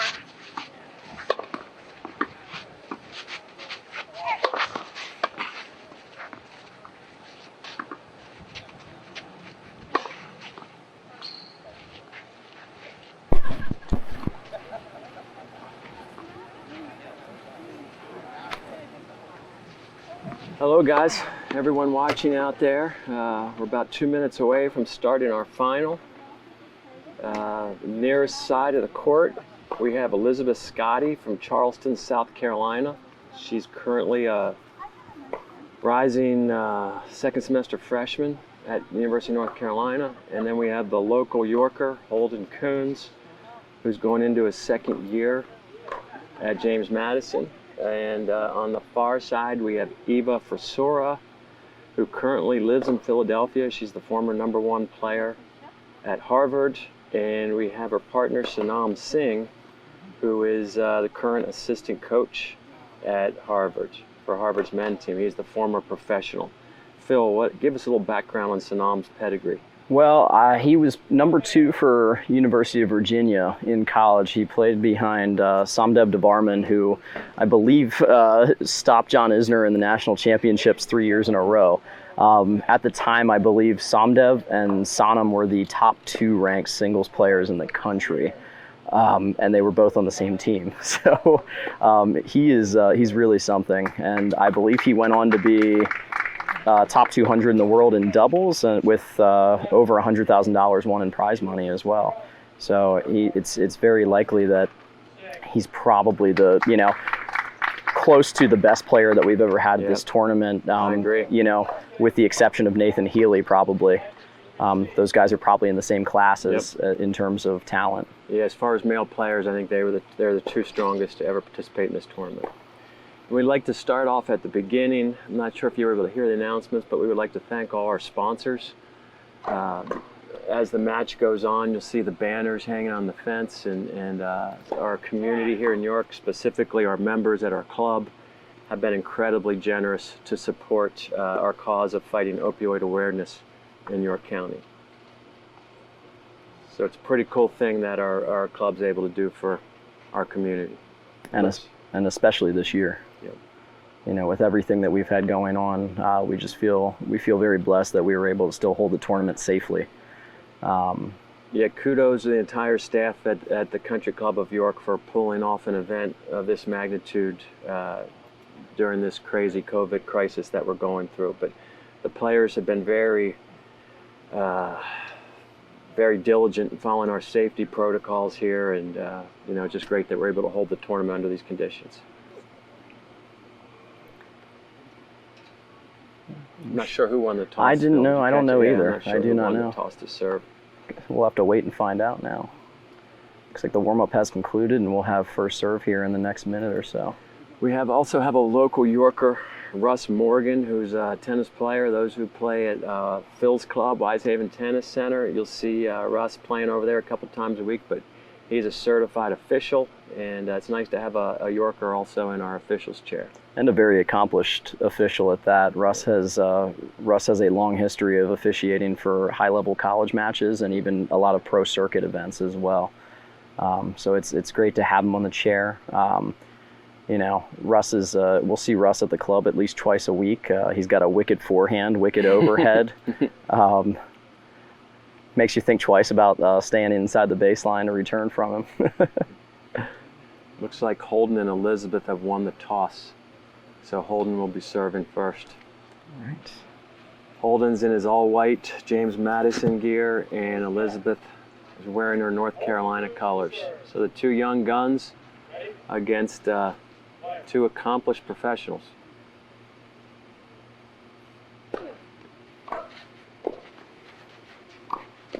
Oh my. Sanam Singh's backhand, I think, is probably the strongest shot in the tournament from what I've seen. He has been able to hit it time and again pretty much anywhere he wants it to. I've seen him take it down the line. I've seen him take it cross court. You know, beautiful angles and just a ton of pace and spin.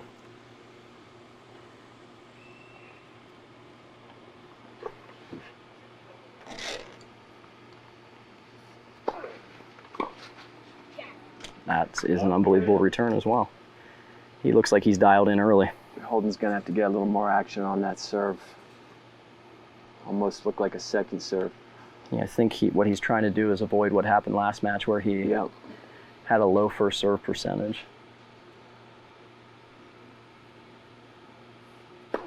The problem with it's a big return. The problem with the pressure that Sanam puts on you, it's almost like you have to win every point on the deuce side.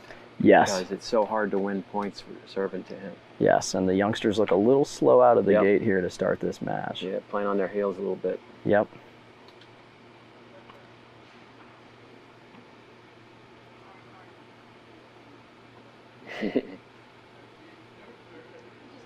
Butterfly on the court, I think. Love 40 early on here. Yep. Holden goes a little bigger that time. I think he's going to have to consistently.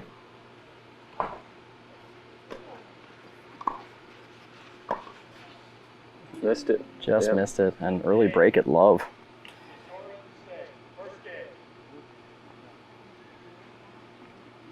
I think we're going to... So this is probably, if my memory is correct, this might be the first time in the last 2 years that these two are down in a match. That I believe you're correct. Yeah, because they won last year without losing a set, and they have not been down all year this year. So it's be interesting to see how they respond. Yeah. Yeah, I don't believe they've been down a break even. I think with Holden drilling that ball down the line at Eva, I think you're going to be seeing both of them do that a lot. I think Sanam is so strong that they're going to try to attack her at times that you normally would not do in a doubles match. I'd have to agree with that, and I feel like that's probably their best course of action, especially if he decides to, start to step up the intensity. I think as the tournament has kind of gone along, the first few rounds he looked like he was almost on cruise control, but now I think we might see some flash as he double faults, of course, as I'm saying that. Those recreational players at home, watch Sanam's leg drive on this serve. He's got about as powerful as a leg drive as I've seen, and he really pushes off the ground and uses that ground force. Pretty impressive for a little guy. He's not very big. And he gets a ton of pop on his serve for a guy of his frame. And a big second serve. Yeah, a little slow. Big second serve. It's half step behind. You have to think maybe, Holden and Elizabeth got off the court so much sooner, almost 30 minutes probably, maybe more. Yep. They've been sitting for a little bit longer than Sanam and Eva have, so I think that might play into how this match begins. That's just nasty. That's a nasty angle. Nasty.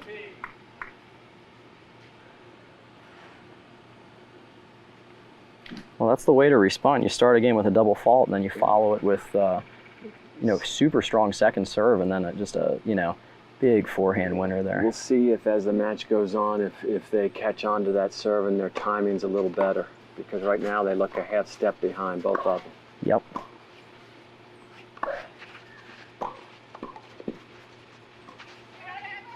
You got to go to Eva here. Yep. Yep. And again. That's good hands at the net from Eva. That was not an easy ball to handle. That looked like Elizabeth got that down under the net level pretty quickly. I think as the match moves forward, that's the tactical C that the college kids are going to go after Eva at the net and see how she responds. Yep. Oh my. That backhand is nasty. It is. I don't know. That doesn't touch the net. Yeah. Still a winner. I mean, we played 2 games, and Elizabeth and Holden have won 1 point, the double fault that Sanam missed. That's the only point they've won so far. Pretty one-sided here early on.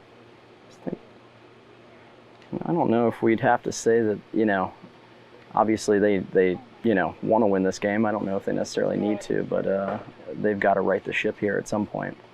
And getting a little bit of scoreboard pressure on the other two. Yeah, they got to get on. I think they got to get on the board here. Sends the message that they're not going to go away. Yeah. So they've got to play a good game here.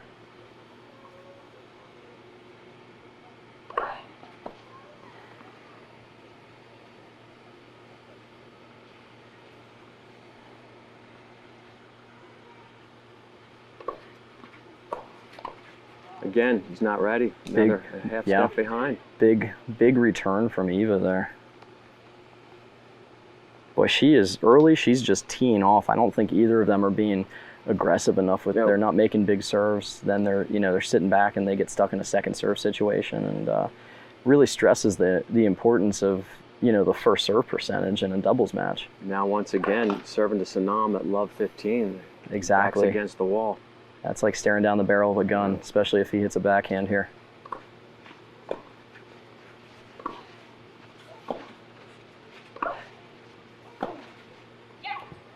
Wow. Just an absolute dagger. Good night. If you're counting at home, if we were scoring by points, it would be 10-1 right now.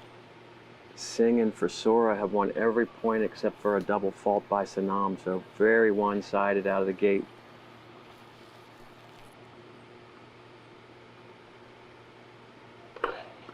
Good first serve. Oh, missed it. A little deep.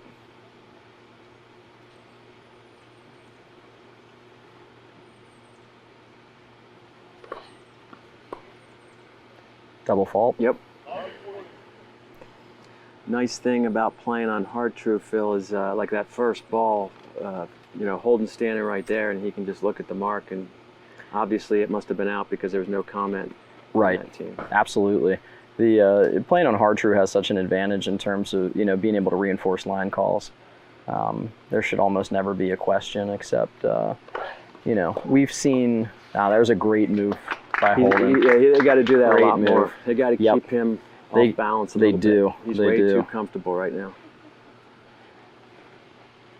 Way too comfortable. Yeah, a few times we'll see at the higher levels, if there's a little gamesmanship going on, we might get a bad call and then they question it. The team that called the ball out will start to point to the wrong mark occasionally, so there's that disadvantage. But for the most part, it doesn't usually come up. Big serve by Elizabeth. Back to 30-40 here. 30-40. Now this would be a heck of a save if they could dig this out. See if she can serve that ball down the tee, because Sanam's backhand is so powerful. My guess is that's going to be the play here. Right to the body. Yeah. I don't know that he's such a strong mover. I don't know if the body serve is really the best play here.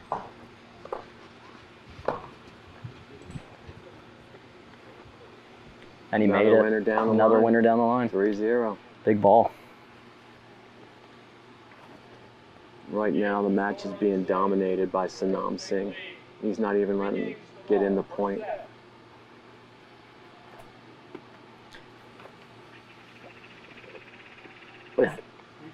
with Frisora to serve here, and honestly, she definitely has one of the nicer serves, you know, of the women in the tournament. I'll be honest. Yep. Very smooth motion, gets a lot of easy power. Great placement though, phenomenal placement. So let's see if she can kind of carry over that serving excellence that she's had in the last few matches. If you're Coons and Scotty, you want to try to pounce on this though. They're going to have to start making something happen here. And in the first 3 games, they've had 1 good point. Yes. That's it. They're going to have to bring a lot more energy. Yeah, a little sluggish out of the gate. I think one of the things going forward that they're going to have to try to do is you're just going to have to see a higher first serve percentage, and but also they're going to have to be more aggressive too. Yeah. They've got to move more, because if you're going to let Singh and Frisora stand back at the baseline and, you know, just keep slinging returns, and that net player is not going to move, they're going to be in trouble. You can't let them continue to dictate the way that they have.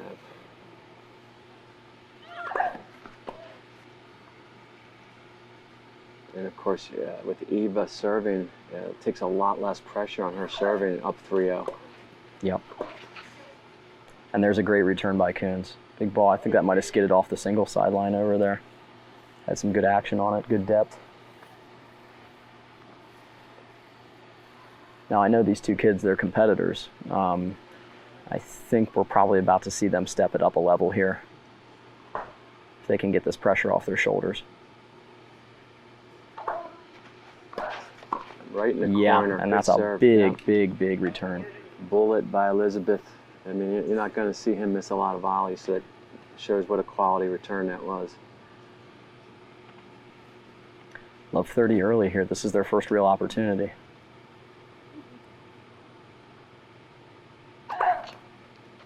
And second serve. Let's see if Holden steps into the court a little bit here. Struggling a little bit here. And watch Sanam here. He's going to be very active during Eva's serve. Great play by Elizabeth. That's a nice volley. Just taking all the reaction time away from Sanam there. Love 40 here. Really, the first game, it seems like Holden and Elizabeth haven't been playing off their heels and allowing Sanam and Eva to dictate. This is the first game they've kind of come out swinging, being a little more aggressive.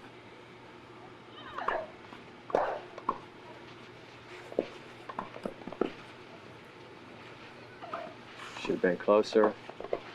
Oh my, look at this point.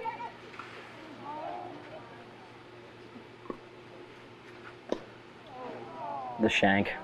Yep. Yep. Holden pretty lethargic going back for that ball.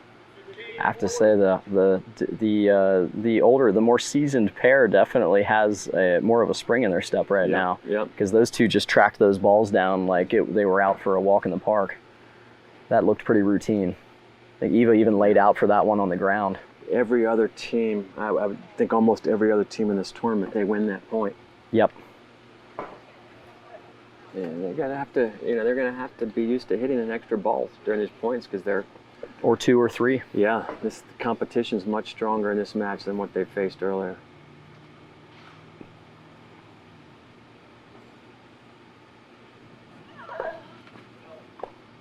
Another second serve opportunity here. Let's see if Holden steps in. Still double break point. Again, keep your eye on Sanam. He's going to be moving all over the place. There he goes. Holden's, he's got to find a way to be a lot more aggressive. Yeah, that was a little bit, he kind of treated that like it was an everyday kind of like rally ball there.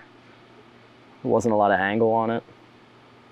No angle, no pace. No, just kind of sat up in the air for him. Yeah.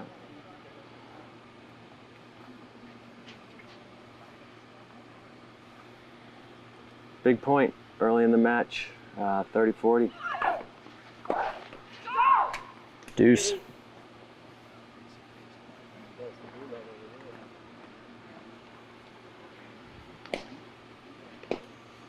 You know that 40 love point with the lob. You know, a lot of again, our club players are like, well, what's the big deal with 40 love? But you can see what the big deal was. They gave him life. Now we're back at deuce. the game should have been over. Now there's Holden with a big aggressive return there. And he has to keep Sanam honest over there. He can't allow him to move in the middle of the net all the time. Absolutely.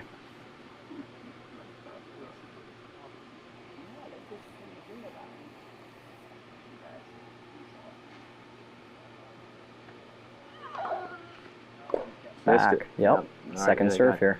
Opportunity with the second serve. Let's see what, again, keep your eye on Sanam. See what happens. And an that's, easy missed return. Yeah. It's almost like she expected him to move, and he just never did. They're not sure where he's going to be right now, and it's making an impact. No, but I will say this: that guy is a world-class mover. Yeah. Yeah. He's got some wheels. The most important thing for the double players watching at home, when you're at the net, you don't want to be predictable. You want to be in their heads so they don't know what you're going to do. Yep. Missed it again. Now Holden ripped one down the line last time. Let's see what he does and what Sanam does. A lot of tactical decisions. Yep. There you go. Big ball. Now he's starting to keep him honest a little bit. You're watching at home. Why did Sanam do that? Well, he realizes that he has to help Eva out in that rally. She cannot rally with Holden from the baseline, so Sanam has to take some chances. Yep. And that's why it wasn't the strongest ball to move on, but he knows he has. He's got to take some risks, and just being able to hold her serve once would be a death blow in the set to the other team, honestly. Big return.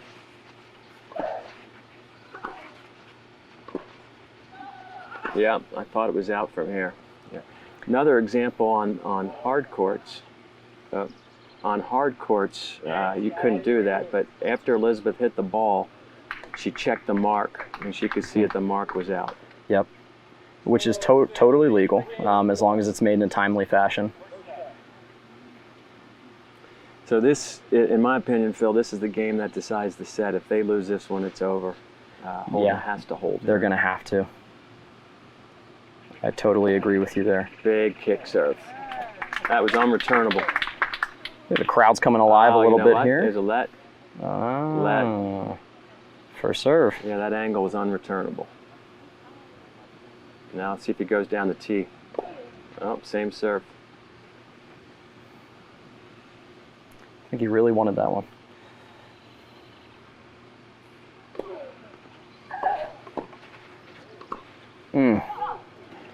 Eva set that up with a nice return. There wasn't much Elizabeth could do with the volley. And even still, I hope everybody was paying attention to the footwork that Sanam just displayed on hitting that shot off his back foot. I mean, backtracking, wheeling to his left, and then changing directions on that ball coming back to the other side. I mean, that was pretty impressive. I mean, so far, you got to give Eva a lot of credit. She's more than holding her own on the return games. I don't think Holden has won a game or a point against her yet. I don't know if she's really even missed a return. Yeah. No. Now here we go, second serve to Sanam. They're in trouble again.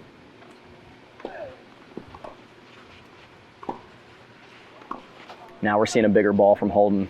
First miss, he's burned him down the line 2 or 3 times. That was his first miss, but you're right, it was a much heavier ball. Much heavier, much deeper. I mean, that was right up into his body too. He got jammed up there pretty good.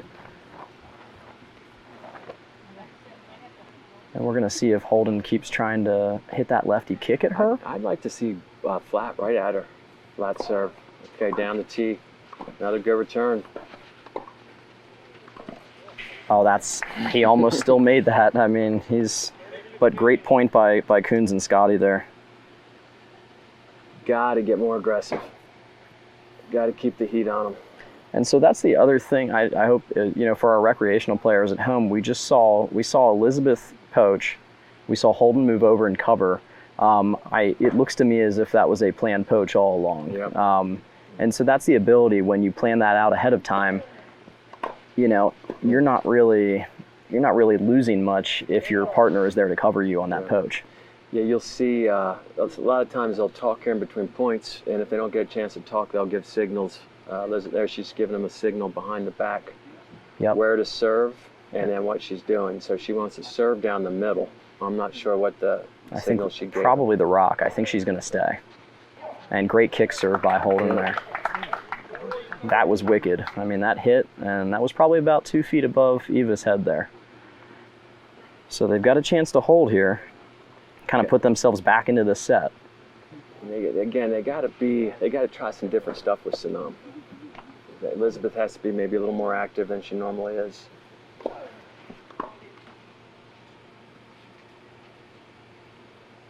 And I think she needs to be ready here also. Yes. He likes to rip the ball down the line. Yeah. Deep return. Yep. And jumps up on it. Back to deuce. On a point like that, that would be the one that Elizabeth probably, you can go for it because they're trying to get themselves back into this game to give themselves another shot. Yeah. He's not going to take an unnecessary risk to get them out of a deuce situation, especially in Holden's serve. So I think he was thinking cross court all the way on that return. I'm not sure he would have switched it up if she would have moved or not. That's a Great put away volley. tough serve. Why, Phil? Why is that middle serve and double so successful, serving down the tee on both sides? The angles that it cuts off, for the returner, you end up with the player at the net in between, taking away the line, taking away the middle, and then you have the player coming in, the server coming in and crashing, taking away the middle, and you're left with a very tiny sliver of the court to be able to hit a return into. And from the middle of the court, you just can't do it. Interesting that Holden's staying back. Yeah, oh, here it comes. Yeah, struggling to So get he in. lost his footing there a little bit.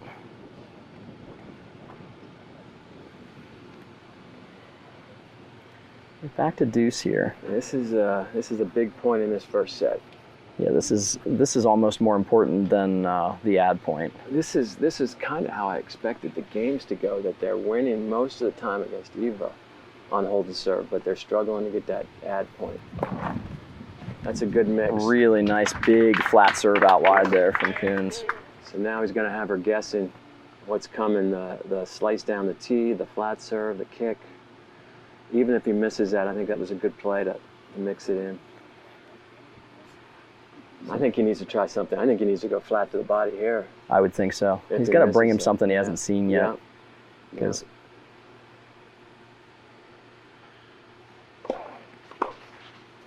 oh man, that was Pretty a good big serve and better return. Pretty good serve, guys.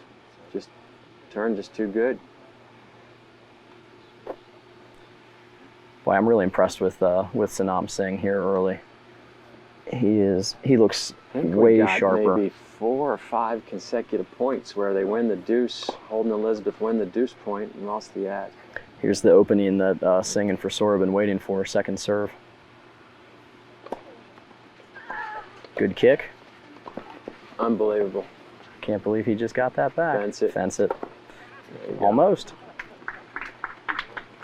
At the Country Club of York, Phil, what's your estimate for how high that fence is back there? I'd say it's very close to 20 feet, if not completely Probably 20 the feet. highest tennis fence in the state of Pennsylvania. I'm going to go out on a limb right now. It's got to be. Well, if we end up with a ball over that fence, we're never going to see it again either. That's the other thing.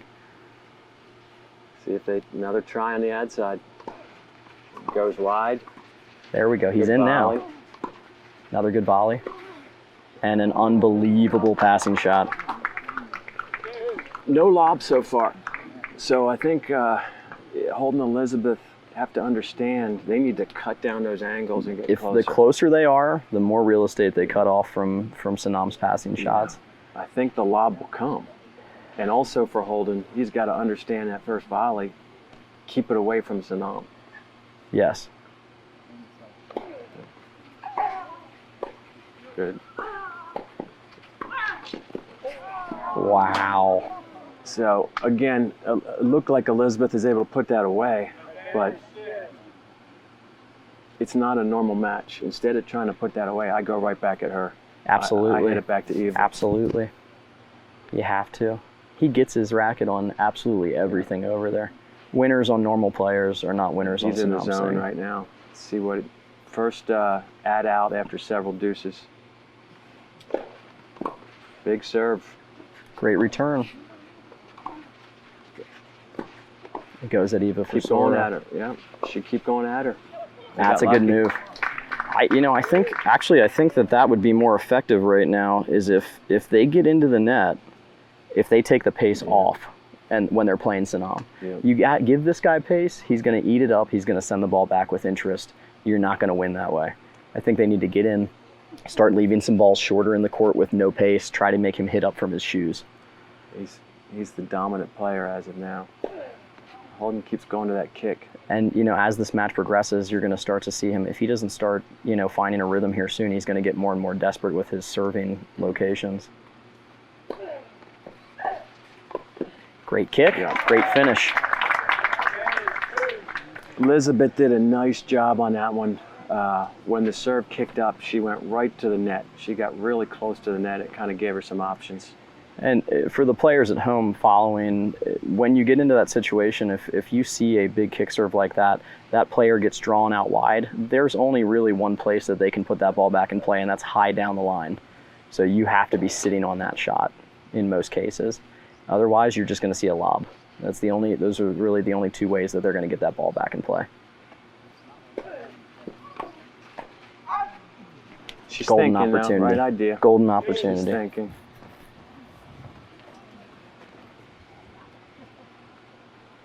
What do you think, Phil? Six deuce maybe? At least. Yeah. At least. There's one break Maybe point more. against them. I think Holden and Elizabeth have had like maybe 5 or 6 game points on Holden's serve, and Sanam comes up with the goods on every one of them. Except for that one, Down the the line, one yeah. break point. Yep. Let's see if he goes with the kick wide again. That's his most comfortable serve. Wow. And I think what's happening, I think they're starting to become more comfortable. That's Holden's comfort zone, but I think he's got to mix it up. I think you're right.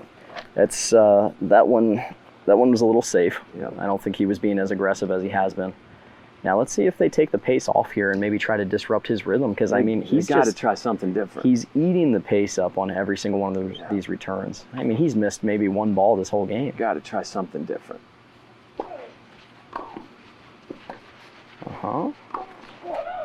There's a good hold.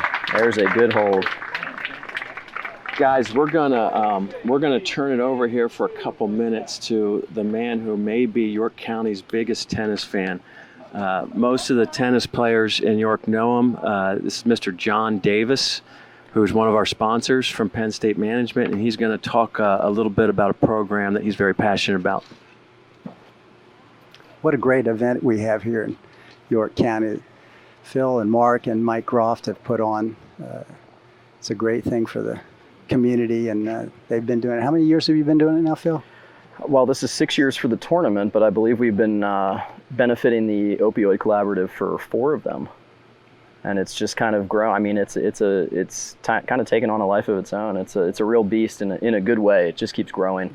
I'm sure that they've already mentioned that they've raised close to $80,000, I think it is. I believe around 85, actually. Yeah, which is amazing for a small community like this, and it's just such a tremendous plus for the community. The program that's kind of close to my heart is Tennis for Kids, which has been in existence, I'm going to say, probably 35, 40 years. It was started by a gentleman by the name of Hank Murgis, who's a good friend of mine, who was actually the editor for the York Daily newspaper for many, many years. And he really started it as much as anything else, not because of tennis, but he wanted to give the inner city kids an opportunity during the summer to develop a skill and to get more involved with the whole community. And he's certainly done that, but it's grown to be much more than that. It's 1,600 kids now.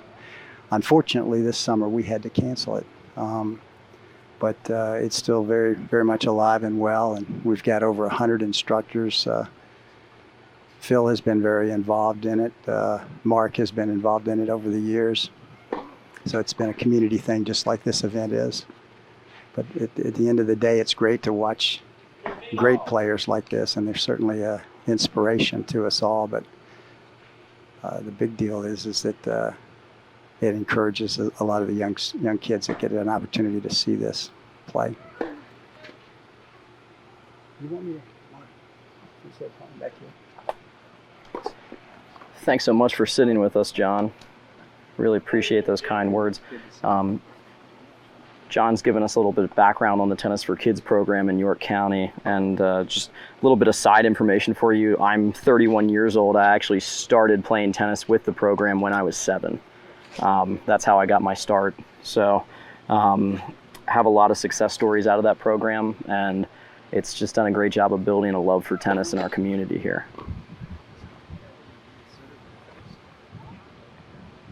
30-15? 30-15. 30-15. Yeah, that first point, there's another one. Okay.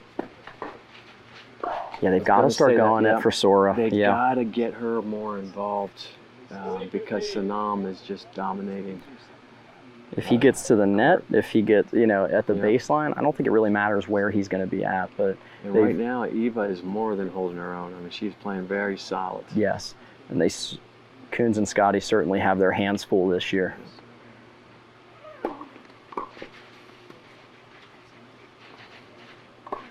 And that's what you want. That's what you have to do in that situation. There's no reason that you can go back cross court at Sanam Singh there. It doesn't matter how good the angle is. Yep. He will get to it. Holden is the one who has to step up. So both points they won this game, it was Holden kind of targeting Eva and just ripping balls at her, and I think that's their only shot they have. And I think their last match, and that's a beautiful backhand down the line for a hold. The last match, I think Elizabeth was more of the aggressor of the two. Yep. And I think, Holden's really going to have to step it up here if they want to continue their successful run at this tournament. I agree 100%. See how Elizabeth fares on her serve. 2 serving 4. Big T serve. And put it away. Yep. Good night.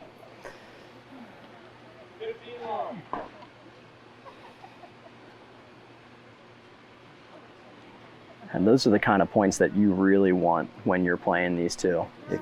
The more free points that you can get, the better. It's just so much pressure that they have to almost win every serve on that deuce side. Absolutely.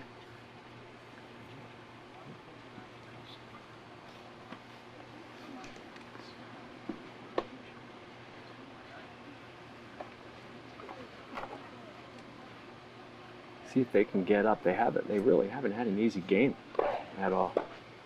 No, and the first point was really set up by the fact that Elizabeth hit a great first serve. Yep. They've got to do more of that. Great second serve, but a better return. Hold, and you can't let that bounce. Yep. Right on the line. Wow. Right on the line. But great point. And we're just going to, the fact that they finally won a point against Sanam Singh on the return, Elizabeth had to hit an unbelievable shot from her ankles behind her, I think. Yeah. That skidded off the line. The singles line, yeah. And then Holden still, had to deflect a 100-mile-per-hour backhand for a winner. Holden let him back in that point. Oh, that was beautiful serve. Beautiful serve. Let's replay that previous point, Phil. Why does Holden not want to let that ball bounce like he did? Well, it just gives your opponents too much time to react to it. It gets them set. It lets them relax a little bit, and they just have more time to react to your shot. We talk about guys like like Andre Agassi and Roger Federer, why they were so successful in their careers. Everybody, at this point in time, everybody's heard that phrase "on the rise," and them taking that ball early just takes reaction time away from their opponent, and that's why they were so successful. Guys, we're going to take a couple minutes here to turn the microphone over to our tournament sponsor. Again, UPMC has been so generous to us over the last couple years, and they're a great part of our success of this tournament. And we're going to allow Mr. John Hickey from UPMC to say a few words. Thanks. We appreciate the opportunity. We're just happy to be here once again for this tournament, the cause that it supports, the Opioid Collaborative, and we see when we fail as a society to handle the opioid issues, in urban areas, particularly like York, Harrisburg, Lancaster, where we do business here at UPMC Pinnacle side of the house. And we obviously we deal with the downstream fallout from that. And as a health plan integrated finance and delivery system, our interest is in improving public health here in York County and throughout central Pennsylvania with our 7 hospitals. So we're really happy to be here, glad for the great weather and the amazing tennis that we're all getting to watch today. So thanks again for having us. John, thank you so much for coming.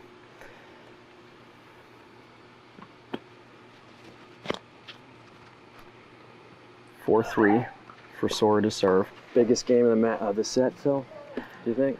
It has to be. I think they have to break her here because I don't think they're going to make any inroads on Singh's serve. It's just not going to happen for them, and that's a big first point there.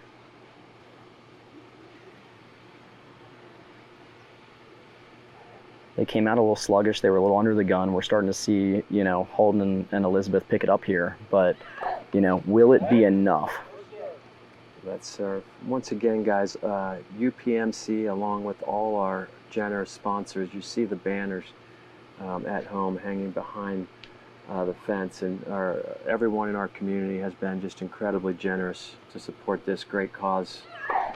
I know we have Dr. Matt Howie here. He's probably going to speak at some point, but Dr. Howie is the head of the York County Opioid Collaborative, and it's just great that everyone's so generous to support this cause to impact lives in York County.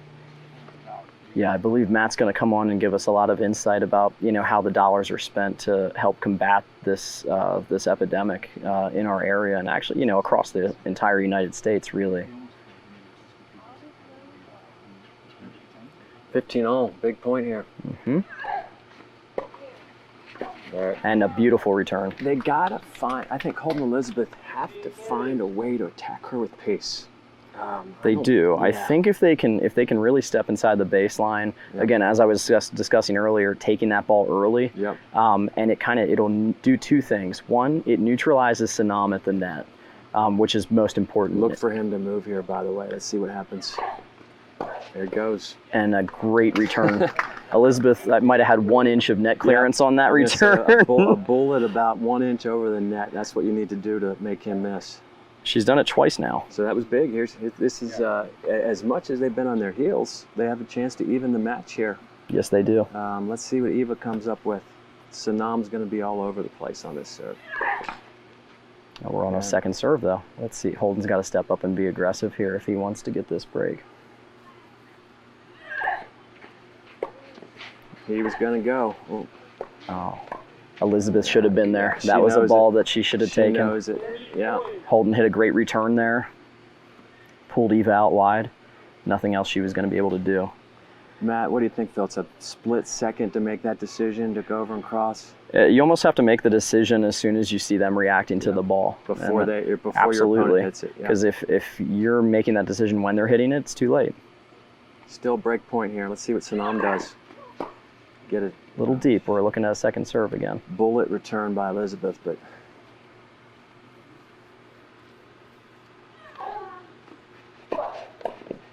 and he missed it. Boy. Wow. Sanam's not sure what happened there. That ball, I think, hit the bottom of his racket and went straight down into the court. I think, for the recreational players out there, there's a world-class player who probably took his eye off the ball is what happened. Absolutely, because I'll tell you this, you're never going to find him in the wrong position. Yeah. And he was in the exact right position there. Yeah, just like we talked about earlier, Holden and Elizabeth break. Can they consolidate that break and take their first lead here? Let's see. I like that Holden served down the tee on that one. Yeah, that's a great slider too. He's got a lot of action on that ball, and as his coach for a long time, I think that you can probably give us some insight there on how many hours he spent trying to craft that into a weapon. Strangely enough, most lefties love that ad side wide serve, and it's weird that Holden has always liked the tee down the deuce better, and that's been his most successful one. Another big one. Yep. 15-all. Sanam Singh, that first volley has got to go at Eva. And then they have to close at her. That's exactly what I was thinking. Exactly. That Unless first you can really volley. attack that first volley, he's got to send it at Eva. They have to do it. He hasn't really gone with a slider in her body here, which I think would be effective. He's gone with a kick and then a tee, so let's see. First serve. I would love to see him hit a wide slice that comes right back into it. Yeah. We call that a backdoor slider. A little bit of a baseball term for the tennis court, but It's 15 all, but this is a huge point because Sanam's returning next. Goes with the big kick and he missed it. first serve. Yep. Okay. And then Yep. Referee Russ Morgan confirms the call. 15 all, second serve. oh, beautiful second serve. Beautiful. There's a point she knew it's coming, and it's still just too much. It's Ball just- just bounces too high. Yeah. Sometimes, about 5% of the time, your opponent's going to hit a shot that's just too good, Yeah. regardless of whether you know it's coming or not. That's a serve the women just don't see either unless Yeah. they're playing against men. Yep. 30-15. The other 5% of the time, you're going to hit a shot that they're not going to be able to do anything about. And the other 90%, it's up for grabs. Oh, I think she saved him there. Wow. Oh, Holden, great pickup. Beautiful point by those two. Holden did a great job of staying down on that last ball at the baseline. He has a tendency to jump up. Yeah, He did great. a great job of staying down to the shot. Great pickup off his back foot and just changing direction on it. Beautiful. What do you think of Sanam's quickness, Phil? He's got to be one of the fastest players I've ever seen. He's a world-class athlete, not just a world-class tennis player. I would love to watch the guy play singles. I wouldn't want to be on the court with him, but I would love to watch him play singles. There we go. And there's a big hold. First time they tried to lob. I think Elizabeth and Holden need to keep moving forward. They haven't been lobbed over yet. I agree with that 100%. I don't think, and they need to attack for Sora more if they They want to. still haven't attacked her as much as I think No. they should be. Yeah. No, and if you're Eva and you're Sanam, you have to think there's you just want to get more situations where Sanam gets a good look at a ball, and it doesn't matter where he is on the court because it's clearly evident that he is dangerous from everywhere. First 4 games, he was so dominant. He was, And I think Elizabeth and Holden have stepped up their game. That they've been a little more aggressive. yes, and I think the old saying looks like they were moving in molasses those first few games. They were a little sluggish. Let's see if they can make him work here. He's been holding pretty easily the first 2 times. Let's see if they can at least make him work a little bit. I wonder if they return at Eva at all here. Well, I think they have to, and I think the big thing here is does the pressure of the situation affect Sanam's service game at all? Now that there's scoreboard pressure, Holden and Elizabeth did not go away. They were on the cusp of being swept away that first set, and they just fought back, and here we are, and they're up 5-4. Good serve. And great finish. Good start. Yep. And that from looking at it from up here, it just seems like he pockets that ball so well on his serve, you just don't know where it's going. He can definitely hit the corners and put it basically wherever he wants it. And it seems everything appears to be on the same toss every time. So you just don't know. See what I mean? Right down the tee. Oh, that was close, but I think It was caught. very close. I think it was right on the caught. line. Yeah. Yep. Eva did a nice job there of closing.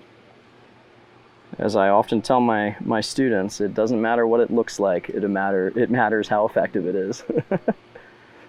Looks like this set's going to come down to, again, can the women hold at the end? Can the women hold? 5-4, 30 low. Or are we going to be looking at a tiebreaker? Yeah.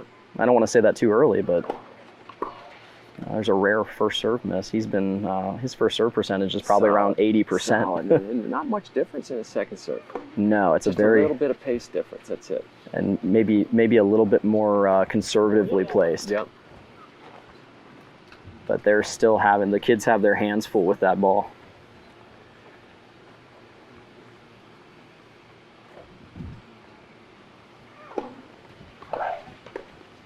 Oh, just a misstep by Eva there. It's weird that the breeze just picked up. I don't know if the breeze impacted that return. Kind of looks like the ball stopped moving in the air. She was way out in front on it. I think she expected that ball to be there a lot sooner. Got a nice little breeze. I don't think it's impacting the play, but it probably feels good to the players. A little cloud cover right now also.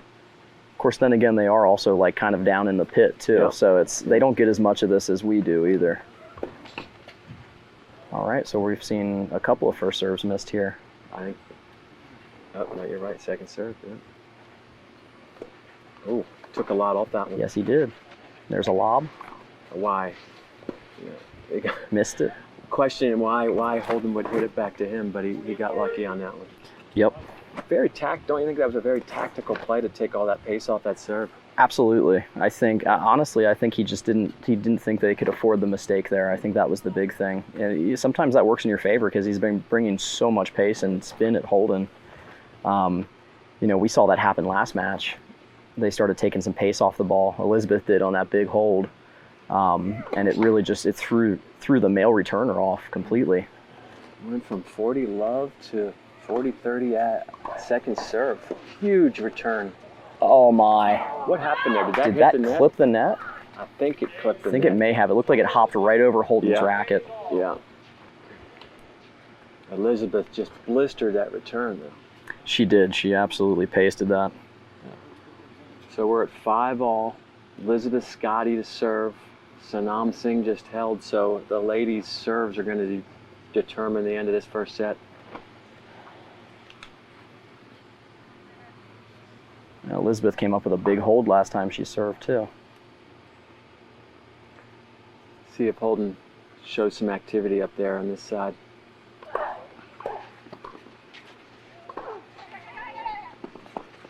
Smart play hitting to Eva. Oh yes, Elizabeth with a great range there. And, we're watching at home. You're like, well, what made that shot so tough? Well, there's very little pace on that ball, and Eva has to generate 100% of the pace. And it's just when you're hitting against the pace all day, it's tough. Yes, yes, and not just that, but the fact that her game is built really well to redirect the ball. I don't know if she's much of a dictator to begin with, but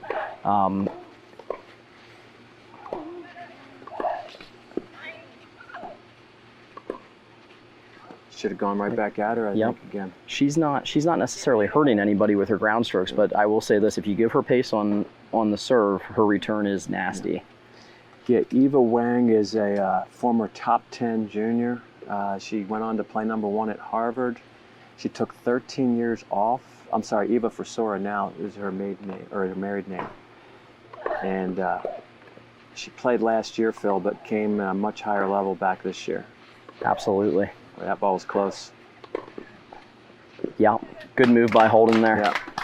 Nice play. Now, this is a big point here. This is a big setup point. If This they is can, the way all these games have been going. They've been winning the deuce and struggling to win the ad. if they can steal one here, Yep. the last game, last game they held, they won one ad point with on Sanam because Elizabeth hit an unbelievable shot from behind her. Let's see if they can get something cooking here. 30-15, second serve.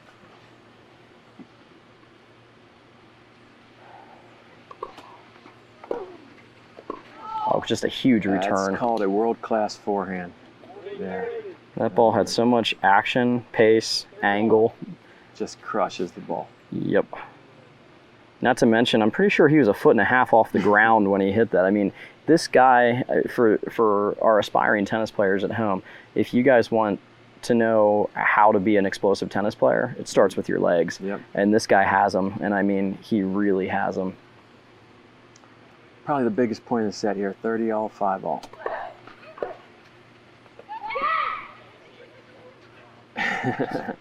Ball was Again, visibly wide from up Another here. advantage of playing on clay, and that's why we have our referee here. Our referee, ball landed right in front of him, and he immediately confirmed the call. That was one of those balls she hit a little late, so it was curving. Yep. It was curving towards the sideline as she hit it. I think these antics don't wear well on Holden and Elizabeth. I think they're not really looking to mess around here in the finals. So that's the kind of stuff we've come to expect in like the 14s and the 12s. I think she's got to get out of that pattern. She has to hit it down the line. Hitting 5 balls against Sanam Singh is asking to lose the point. Even for Elizabeth Scotty, I mean, she was crushing the ball. No, but she's there not was gonna win those there were battles. probably 3 balls there that ball Yeah. sat up where she could have changed directions down the line and had a good look at Evo there. So we played 6 points this game, and Holden and Elizabeth have won the 3 deuce points. Sanam and Eva have won And there's 3 ad points. That was, I think she got a tough bounce on that serve. Well, and that was also our tactical changeup. That was Yep. much slower than Yep. she's accustomed to seeing, even from Elizabeth. And I think that's just that she had good action on the ball, no pace, and it just jammed her up completely. Yeah, and these guys do that on purpose, guys. They change the pace on the serve, just throw off the timing. Another second serve with Sanam, which is tough. It is. Yeah, We'll I'd like see. to see Holden just take a shot here. See a Take forehand. chance. Oh, and he missed a Wow. return. Wow. He's got to be kicking himself for that He's one. about a half an inch away from hitting a winner cross court on that one. Well, you know what we say about a shot like that, though, Mark? High risk, low reward, because there's still a chance with the range that Elizabeth has, that ball could still come back. Yeah. And that's a tough shot to go for, especially when you're staring at an ad out or an ad in like that. Impressive turnaround for Holden and Elizabeth. They were down 3-1 in the set, and it looked like they were almost out of it. Now Eva has to hold serve to send it to a breaker. Yep, and it's going to come down to her serve here. My expectations are Sanam is going to be incredibly active during this game at the net. I don't know if we're going to be able to predict where he'll end up from the beginning to the end of the point, but you can bet that if the ball is anywhere within his range, he will be getting it. And it doesn't matter where it takes him on the court.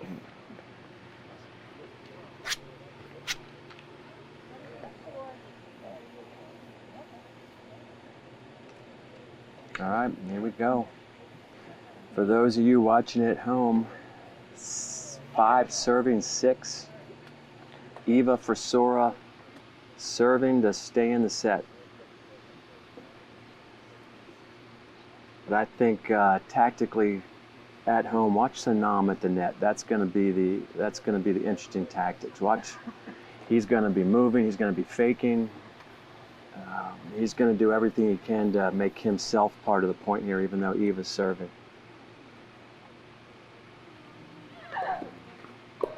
A little deep on that serve there. So why is a high first serve percentage so important at this level of doubles? Well, you know, your opponent expects the ball to come in with some pace on that first serve, so they tend to sit back. Most players, any smart player, is going to be looking for a situation. There's a great return by Holden, just, you know, as a footnote. I mean, he just crushed that ball. Eva's not used to that pace. No, and they caught them in a shift too. Yeah. But, you know, in terms of, you know, just what they're used to seeing, like, they're already going to be back on their heels expecting just to get the ball back in play. That's all they want to do because they're expecting a tough serve. So being able to pump that first serve in there is great, but if you can do it at a high percentage, your opponent is less likely. Great pickup. My God, Elizabeth hit that backhand a million miles an hour. Smart. Oh, beautiful point. So now you're suddenly seeing the change in strategy here. About time, huh? From Holden and Elizabeth's perspective, Exactly, it's about time. exactly. And we're at a love 30. This is a big opportunity Sanam to did take not this first touch the set. ball at that point. Yeah. He did not touch it, and it was a rally of 8 or 9 hits. And just touching on the whole first serve percentage again, let's see if Yep. Eva can make a first serve here and Yep. put a little pressure on Holden, because otherwise he's going to look to clock this ball. I mean, that second serve is going to get punished. Love 30. And here's the second serve and situation. It's like you said, Phil, it's pressure. The So pressure. she's feeling it. Yep.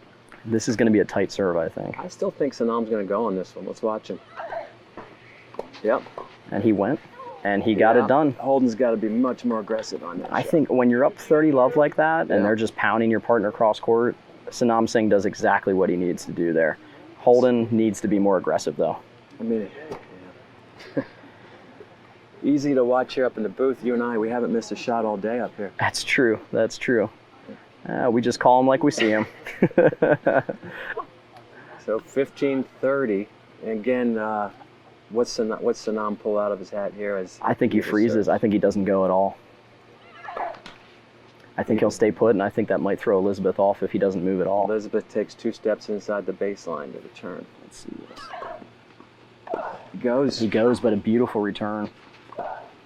Holden's got to go here.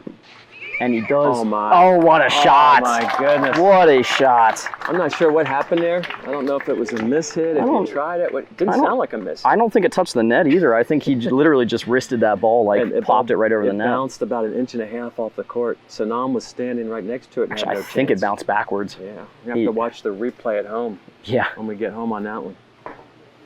That might be the best drop shot I've ever seen Holden hit. Not known for his touch game necessarily. Does he have a touch game? We see it from time to time. Great serve. And beautiful. There's a big set winner. Well, wow. Great comeback, but let's go back on that last point. Ladies and gentlemen watching at home, that's why you serve down the tee. Exactly. In doubles. Exactly. But unbelievable comeback. Down 3-1, down 2 breaks. Yep. And what do you think the difference was, Phil? They stepped up the aggression considerably. From start to finish there, we've seen there's 2 different teams out there.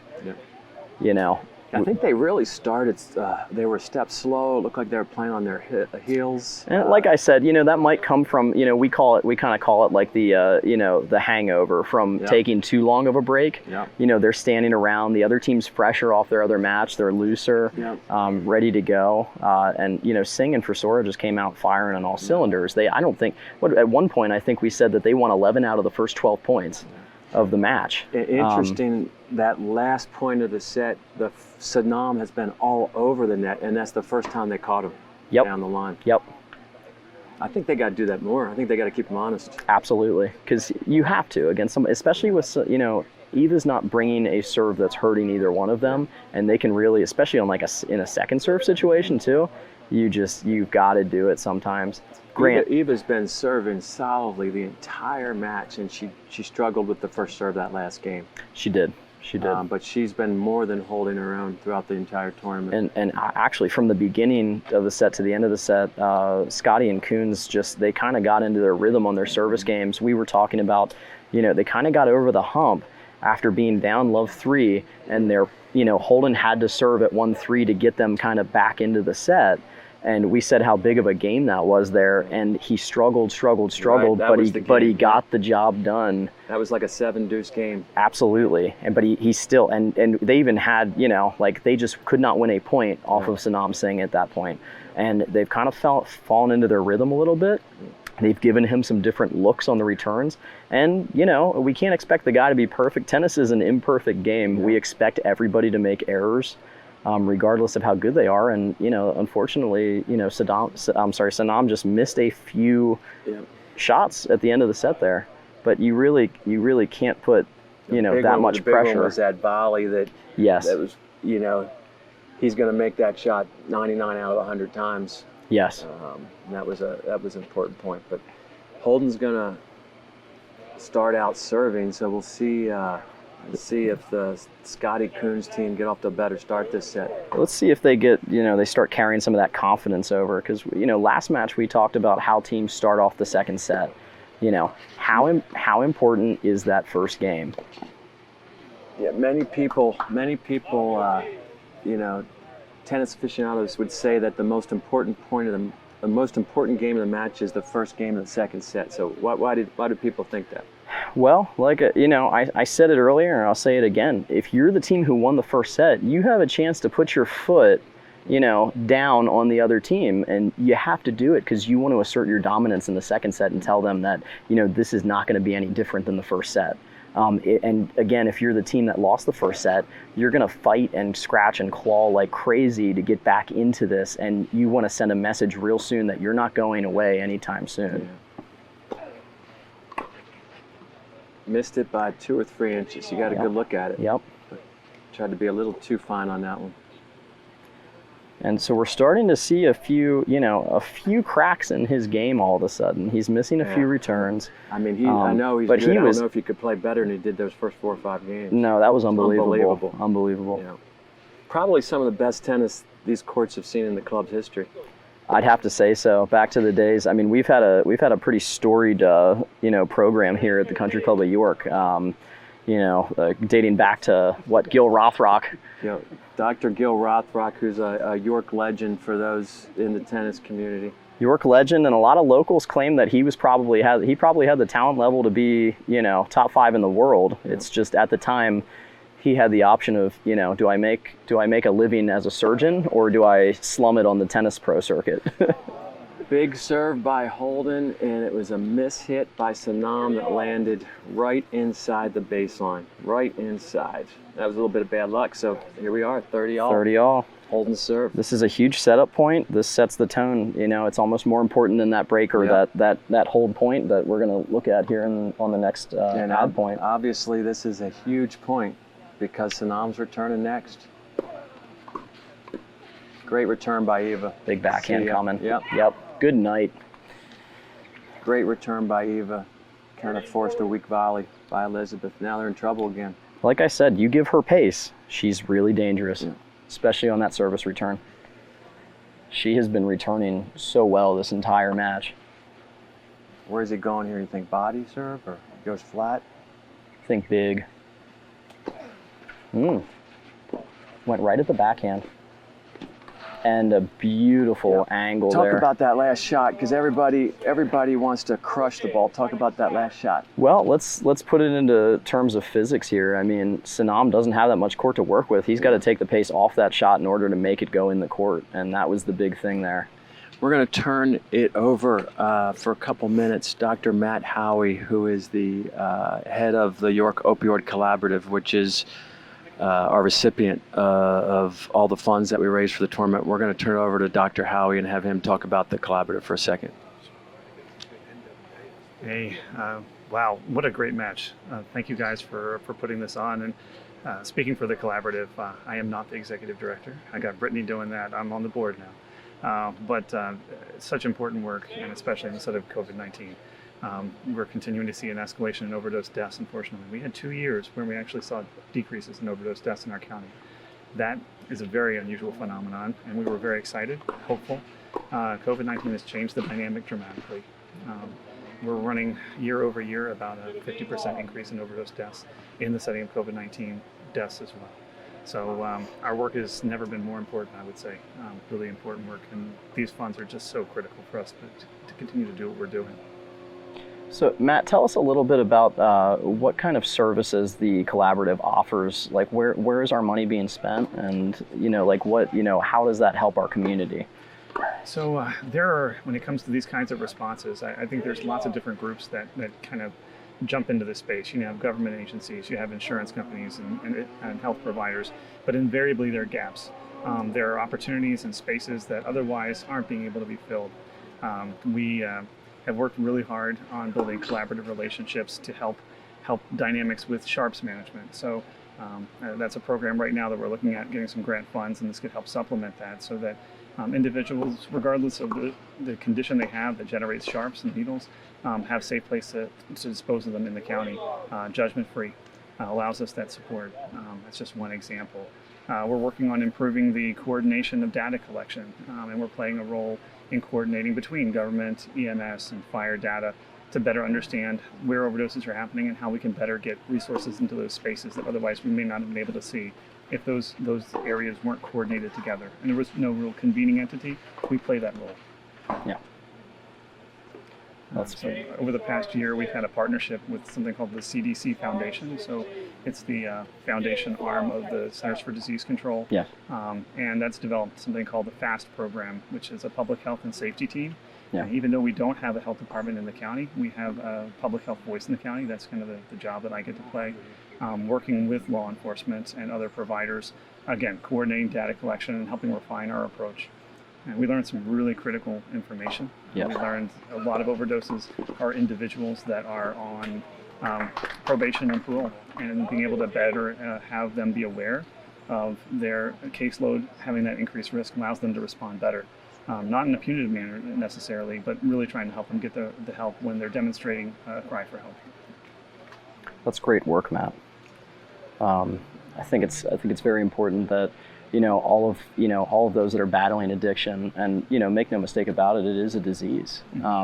But all of the people in our community be able to one, get the help that they need about this, and then all of their support network be able to be educated about this as well. Absolutely. We have some really neat initiatives we're looking at going forward at trying to coordinate with recovery houses. We want to make sure that when there is a recovery house that's needed, that it's a high quality one that supports the individual and they're not taken advantage of in a vulnerable state. And that's something that the state is paying more attention to, but we want to help those recovery houses be able to provide that service with the highest standards possible and be supported. And those that don't meet that standard are no longer utilized as consistently, so that we're making sure that quality is sufficient. Yeah, it seems like a more holistic approach than it used to be. I have to say, you guys are considering every avenue, every aspect of the recovery, and it just seems like you're doing a great job over there. Thank you. It's work that is really satisfying, but I can tell you it doesn't ever stop. It seems like just when you think you're getting some traction, life circumstances and community circumstances change, but that's why we're here, is to be able to respond to those things. Absolutely.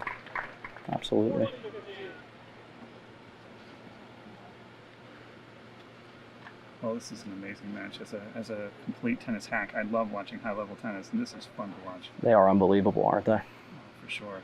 This is the best talent level that we have ever had here in terms of depth. I will say, before the tournament started, Mark Coombs called it that said that of course, his view of the number one seed would be positive, but he goes, that other one, they're the dark horse. This one. Those are folks who they can play some tennis. He just saw them on a warm up and made that comment. So, kudos to him. I know he actually called it. Yeah. And we're starting to. I mean, this is turning into one heck of a match too. I'll tell you what. Oh my gosh. It is. Each of them are kind of taking the measure of each other, and now you can watch some high quality tennis played out. Absolutely. All right, now we're going to hear from our committee chair, Mr. Michael Groft. He's done an absolutely wonderful job coordinating this event for the last 6 years now. Mike, take it away. Oh, thanks, Phil. As the saying goes, it takes a village, and we've had a tremendous village. Not only the committee that works with me, but we actually have Dr. Howey on our committee, along with the executive director of the York Opioid Collaborative, and that makes sure that there's continuity between the committee knowing that it's more than a tennis event, and it also helps Dr. Howey and the staff at the collaborative know what it takes to rally these great sponsors for the financial means that are necessary to partner up with all the other funding sources they have to make the opioid abuse just a little bit more reasonable to handle. It is a tough job every day, I'm sure, as they've made sure we're aware. But I did want to take a moment and say, the sponsors, I mean, in a year like COVID-19, as we call it, 10 weeks ago, we weren't sure that it was the best thing to do to hold a tournament like this with everything that was going on. But at the end of the day, when you read the news and you see the devastation of the opioid challenges we're having, it quickly became clear that no, we've got to continue to do this. And the sponsors have just responded to an incredible level. And we just can't say enough about those banners that you folks see that scroll across the screen. They make the wheels turn, and that's what we need. And I have to say this, Mike, seeing a lot of these banners year after year, I believe we've been supporting the Opioid Collaborative for 4 years now? Yes. And this has turned into more than just some charity tournament for a lot of these sponsors. They know the impact that this has on the community. They genuinely want to help, and I think that's a lot of that's probably why we had such an overwhelming response this year, even with so many economic hardships for a lot of our businesses. Yeah, well, I think the businesses recognize, there's no banner up there that doesn't have employees that are impacted, by the situation with the opioid challenges we have. So, lucky for them, I'll say that we have the York Opioid Collaborative that is a partner with them, one way or another, in supporting the people that live in this community to keep them healthy, to get them healthier. So it is nobody likes asking for money when you go out on the fundraising trail, but we have a terrific story. You can't run and hide from it. So it's just been very much a win-win. And I will switch over and say the Country Club of York has been very gracious in sponsoring the grounds, their staff for the last 6 years in fundraising events, and then particularly the last 3 or 4 here with the Opioid Collaborative. And they get it too. Part of their strategic plan here at the Country Club of York is to be that solid partner in the community. And this demonstrates that very clearly. So kudos to the Country Club folks. Okay, Phil, where are we in this matchup? Well, I believe we were still missed it. Wow. I believe we're still sitting at 1540. Yeah. Two serving one. It's just amazing. It's one unbelievable shot after another. This is the high. I think this is the highest level that we've ever had in the final here. We've had some great finals. We have. Yes, we have. But you know, we've also had some runaways too. Yeah. But this is such a beautiful level of tennis.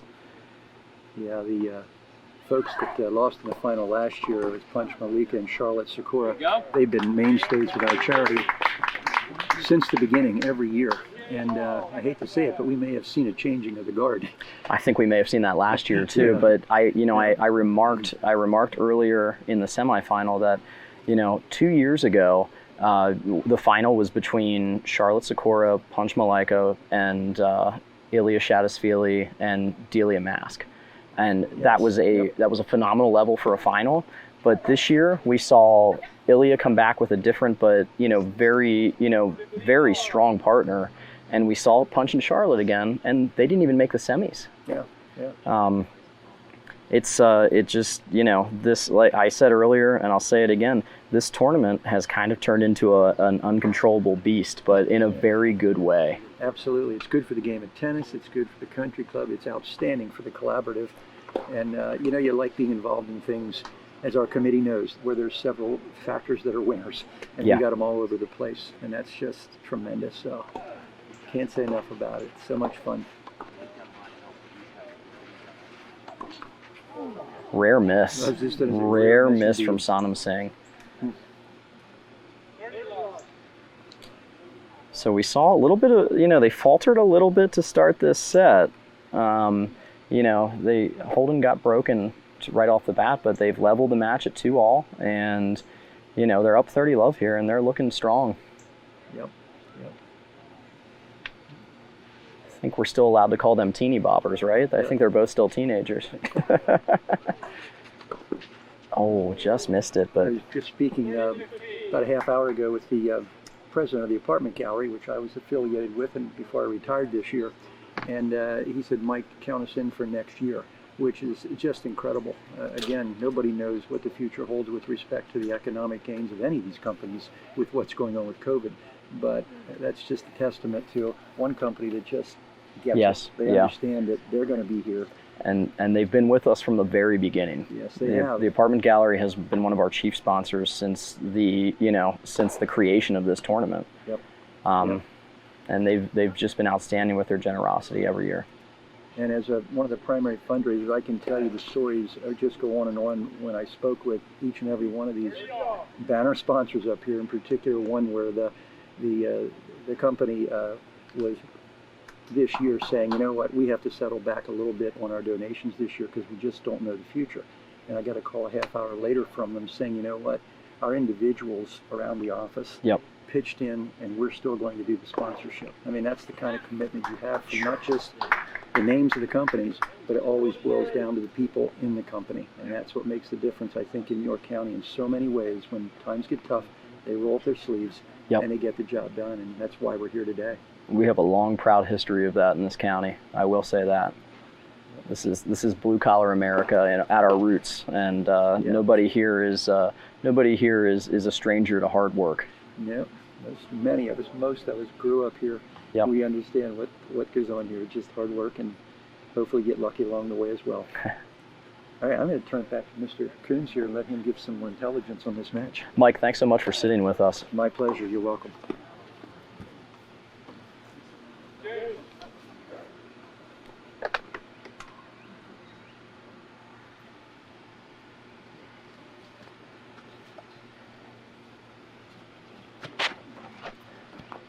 I have to say, the first set, Mark, was kind of a tale of, it was almost two separate sets. Yeah. This one is just completely a seesaw match all of a sudden. Now, this is a huge point. Deuce. Yeah, huge point. Because they continue to struggle to win those points on the ad side. They do. We'll see how they respond here down break point. Yeah, they were up 30 love this game, cruising. They were. Holden hit a pretty big serve and a rare miss on a volley by Elizabeth that started the turnaround this game. Let's see what Holden does here. Trouble. Missed it. Oh, man. I tell you what, Holden hit a heck of a volley there. He dug that one out of his ankles, and Sanam wants that one back. But, you know, the last couple games, he's been giving him one every now and then. He did not at all in the first set. And that just goes to show you, like I said before, no matter how good of a player you are, everybody makes mistakes, and it's more about how do you respond to those mistakes, you know. And in doubles, how do you respond to those mistakes as a team? Yep.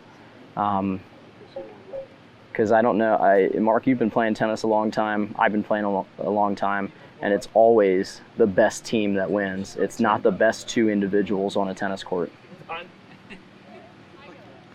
Just checking the radar here. See where we are. We got a storm just north of us, so it looks like it's going to pass us. It's getting dark off to the north, but it looks like the storm's going to pass us. That was a big serve, key point.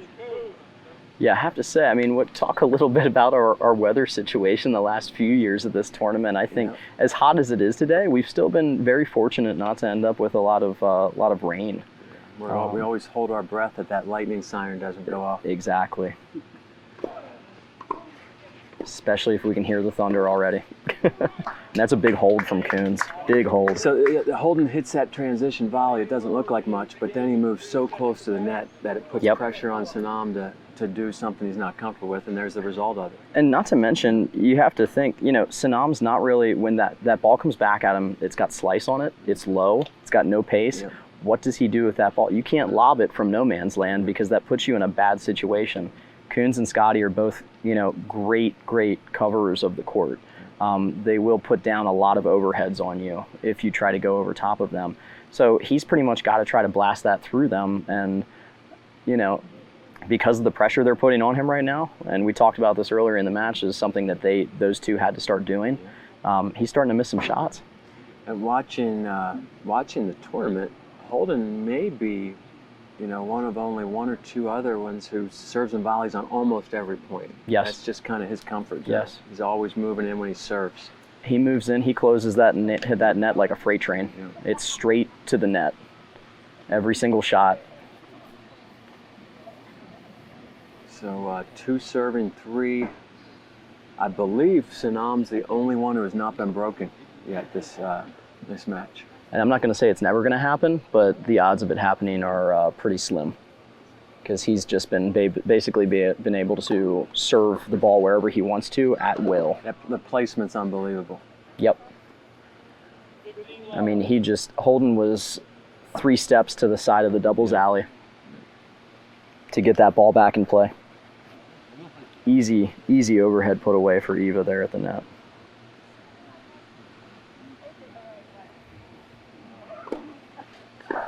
Wow. And then there's that. Wow. Good night. That's, I think they call that world-class backhand. Well, if it's not, I'd love to meet somebody who hits one better than that. Off a first serve. Unbelievable. That was a cannon. It's starting to pick on Holden's backhand on those returns. I think he's got to step in and. I think he's got to cut that angle off. Take a little earlier, yeah. If I were him at this point, I would probably for returning, I would put a foot in the doubles alley just to try to take that ball, that angle away. And inside the baseline also. Let's see if he gives another one to Elizabeth's backhand. Nope. I think we knew what was going to happen there. Yeah, he's not only physically unbelievable, but mentally super smart player. Always makes the right decision. Always in the right spot on the court. And there again, he mixed it up to Holden because it's 40-15, so it can be a little riskier. Rare double fault. Looked like his toss got a little out in front on that one. Yeah, his timing was definitely off a little bit. Again, guys at home, watch this leg drive. I don't know if I've ever seen someone so explosive pushing off the ground on his serve. I'm going to say there's one person maybe I've seen that does that here, and that was David Wilczynski the first year that we had this tournament. David was about 6'1", and he was thin as a rail, but he was like 1.5 feet off the ground every time he hit a serve, and it was a very big delivery. David Wilczynski and Julia Cohen won the inaugural event 6 years ago. It's been a long ride. Seems like it was yesterday, though, right? See ya. Oh, beautiful.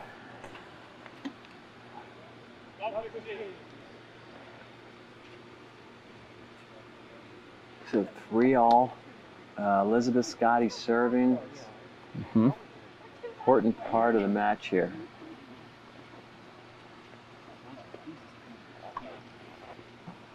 Good return to start things off by Eva.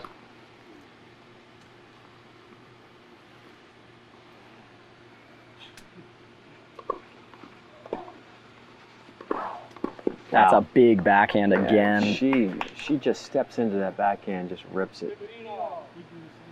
Looked like Sanam maybe didn't have his feet set like he normally does on that return, so he gave her a little bit of time. Yeah, I'm not sure that anybody was going to be able to get over and cover that ground to that backhand, because that was a bullet. Very healthy backhand.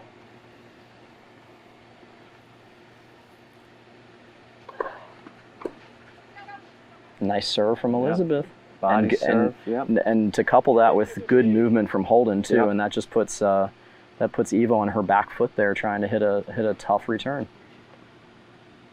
Again, I said this in the first set, but I think Holden needs to help Elizabeth out a little bit and move a little more when they're serving to Sanam. Let's see. He's just been able to step in and just hit everything cross court. Let's see what they come up with here. Second serve. Holden's starting very close to the net. Oh, I think he overhit on that one a little First set, bit. we didn't see that. Second set, he's given him a couple. I think he's come back to earth. Yeah, he was playing on another level when they started this match. I don't think he missed a ball in the first 5 games. Again, we go back to that second service game that Holden had was kind of the tipping point in the first set. There he goes. Yep. See, Holden's got to, when Eva's return goes by Holden, he's got to take a step or two back so he can be a little more defensive in that situation. He's kind of getting caught.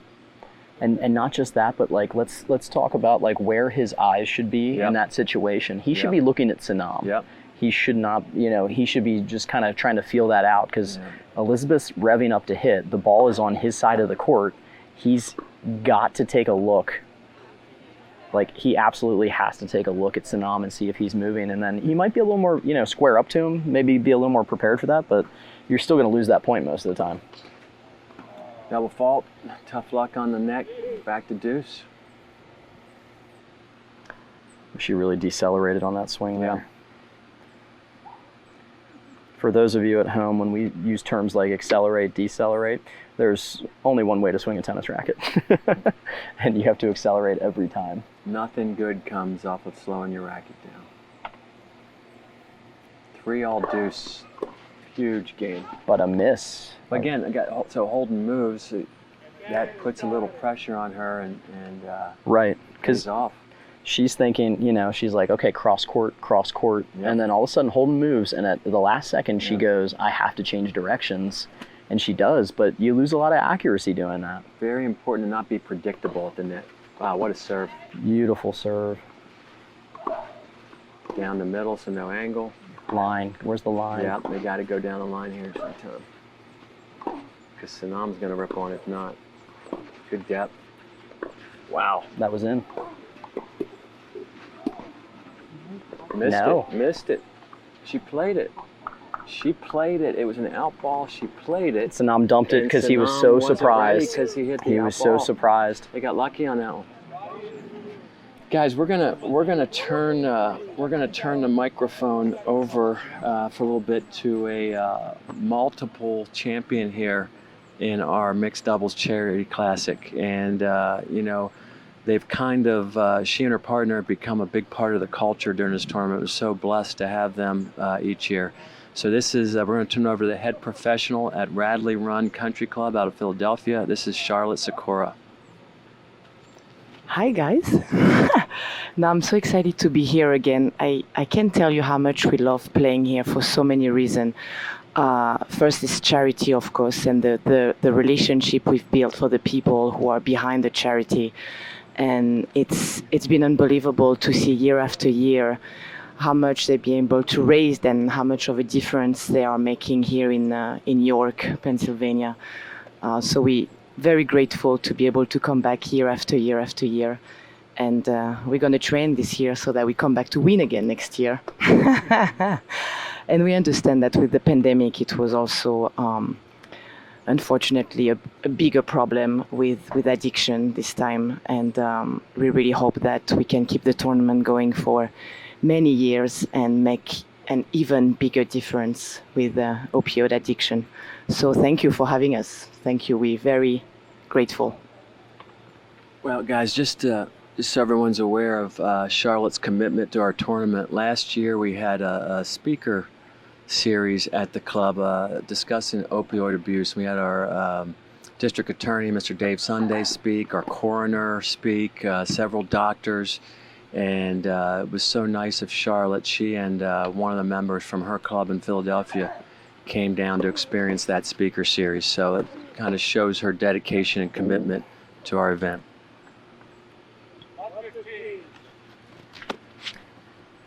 Big game here, Phil. That's a big start to that game. Holden just took 2 huge forehands right at Sanam Singh at the net, which is a little uncharacteristic of Holden, but I think something that he's really got to do more of to keep him honest, because Singh has been just all over the court, and he's got to get him isolated so that they can go after Eva in the cross-court battle. Great serve by Eva. Great serve. Great serve. Elizabeth had a real good look at that ball down the line. Just missed it. Yeah. Again, Sanam's all over the place up there. So at the last second, she tried to direct it down the line and couldn't get it over the net. So, there we go. 15 all. Keep your eye on Sanam again at home, guys. He's going to be all over the place here.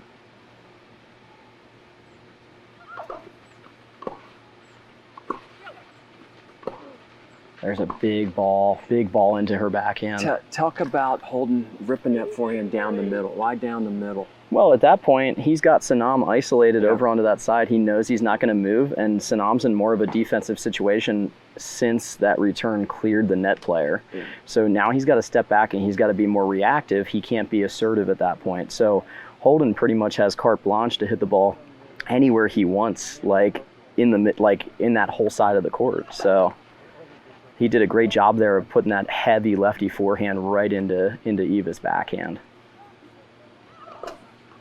There it goes. Come on.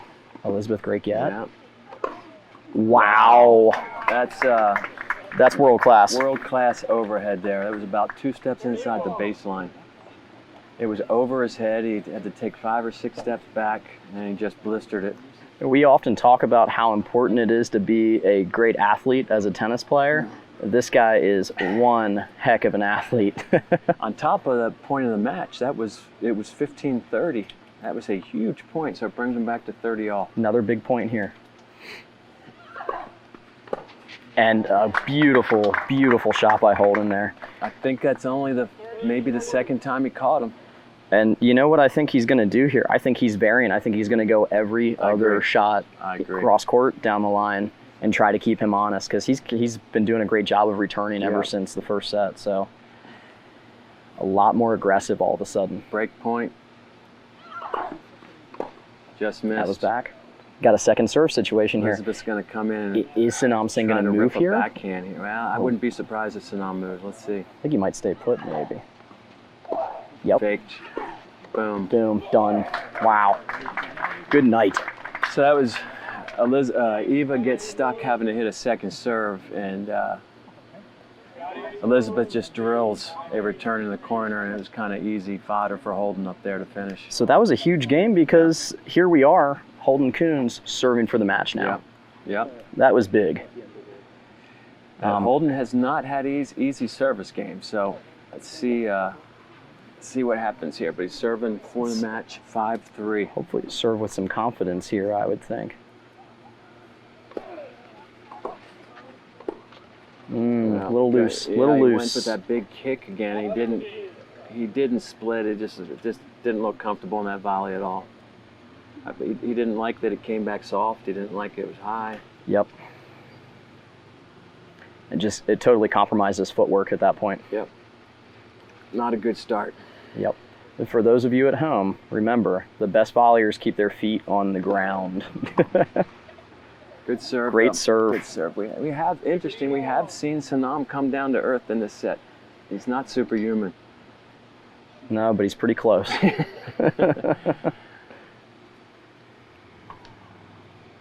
15 all, 3 points away from the match. On Holden's racket. Let. Yeah.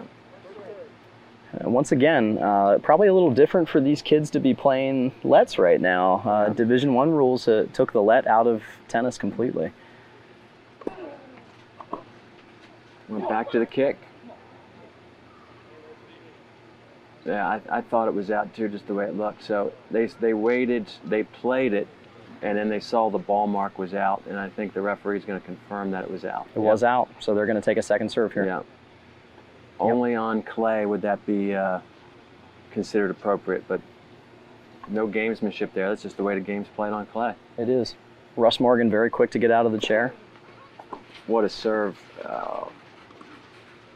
That is not the guy you want to hit that shot to. That is for sure. When Holden's serve kicks that high, Elizabeth has got to get as close as she can to the net. Absolutely. And she let that ball get below the net, and she was in trouble. And at that point, you would think at that point, strategically, you do not want to try to carve a cross-court drop shot against this guy. No. He will track every single one of those down. The ball's in the air for far too long. It's not your normal tactics. No. Look out.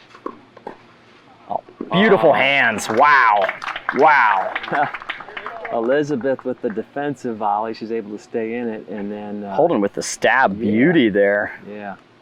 Look what I found. Yeah, exactly. 30 all. This game's gone the opposite of most. They've lost every deuce point in this game, Holden and Elizabeth, and they've won every ad point so far. See if he works the tee this time, maybe. Goes big. Wow. That's a great serve. Yeah, it's just tough serve. That's what he's got to do. Yeah.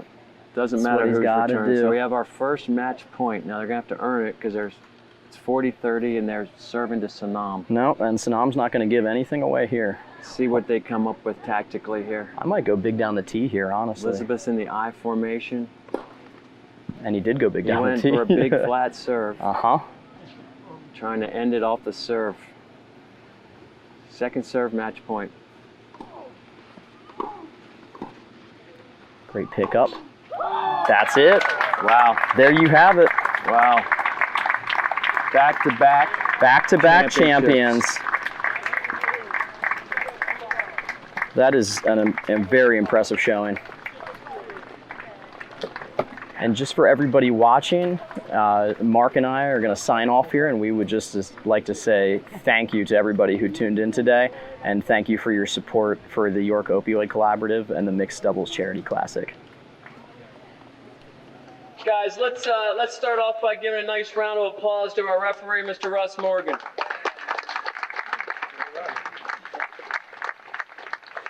I'm going to turn it over for a minute to our the chairman of this tournament, who came up with this vision several years ago, Mr. Mike Groff. Great, Mark. Thanks for running a wonderful tournament. Mr. Mark Coons handles it with professionalism, grace the whole way through it. He had another great year for the weather, and it just couldn't get any better, we thought. But we have the same old champions, we can say that after 2 years. So a great hand again. You folks just bring shots that many of us around here just never see. And we have new folks in town, at least with respect to Sanam Singh. His first year here, we hope we've appetized him to come back again. And even for Sora, thank you so much for some outstanding tennis that we won't soon forget.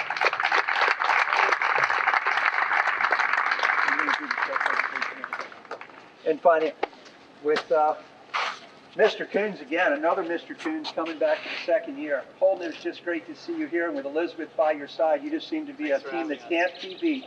So again, thanks, congratulations, and good luck on your college career as it continues in tennis and otherwise, of course. And final thanks to all the sponsors. Again, you can't say enough about these folks. Right now, today, as people still have been giving money to me, we're somewhere around $88,000 for the York Opioid Collaborative in total gross receipts. So, great community. Thank you to the players, all you fans that came out. You're just tremendous in support. My committee, country club, what can I say? So, with that, back to Mr. Coons for final distribution of some money. So once again, thank you. First of all, thanks for everyone to coming out to watch. Obviously, it's been a crazy year, very unique. We're going to look back in a couple years at all these pictures of everybody wearing a mask and wonder what the heck was going on that year. So thanks to everybody.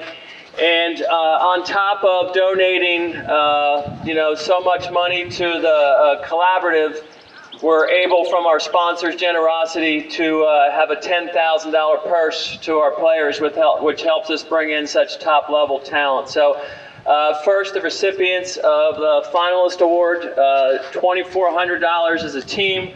We'd like to congratulate Eva Forsora and Sanam Singh.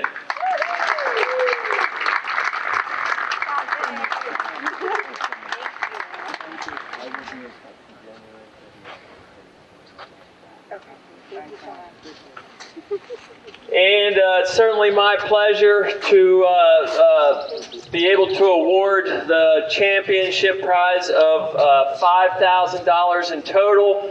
Back-to-back second defending champions, Elizabeth Scotty and Holden Coons, our local boy, come back and represent the club proud.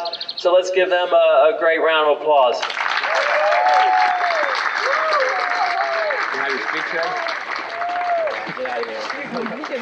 Do you guys want to talk about it? Just talk and say we'd like to thank everybody and especially thank the sponsors. All right, we talked Holden into saying a few words here. All right, you got to talk loud. Thank you all the sponsors for supporting this tournament. It's always fun every single year. It kind of stunk this year that it was a little bit off, but we're still glad it went on and could play. Thanks, guys.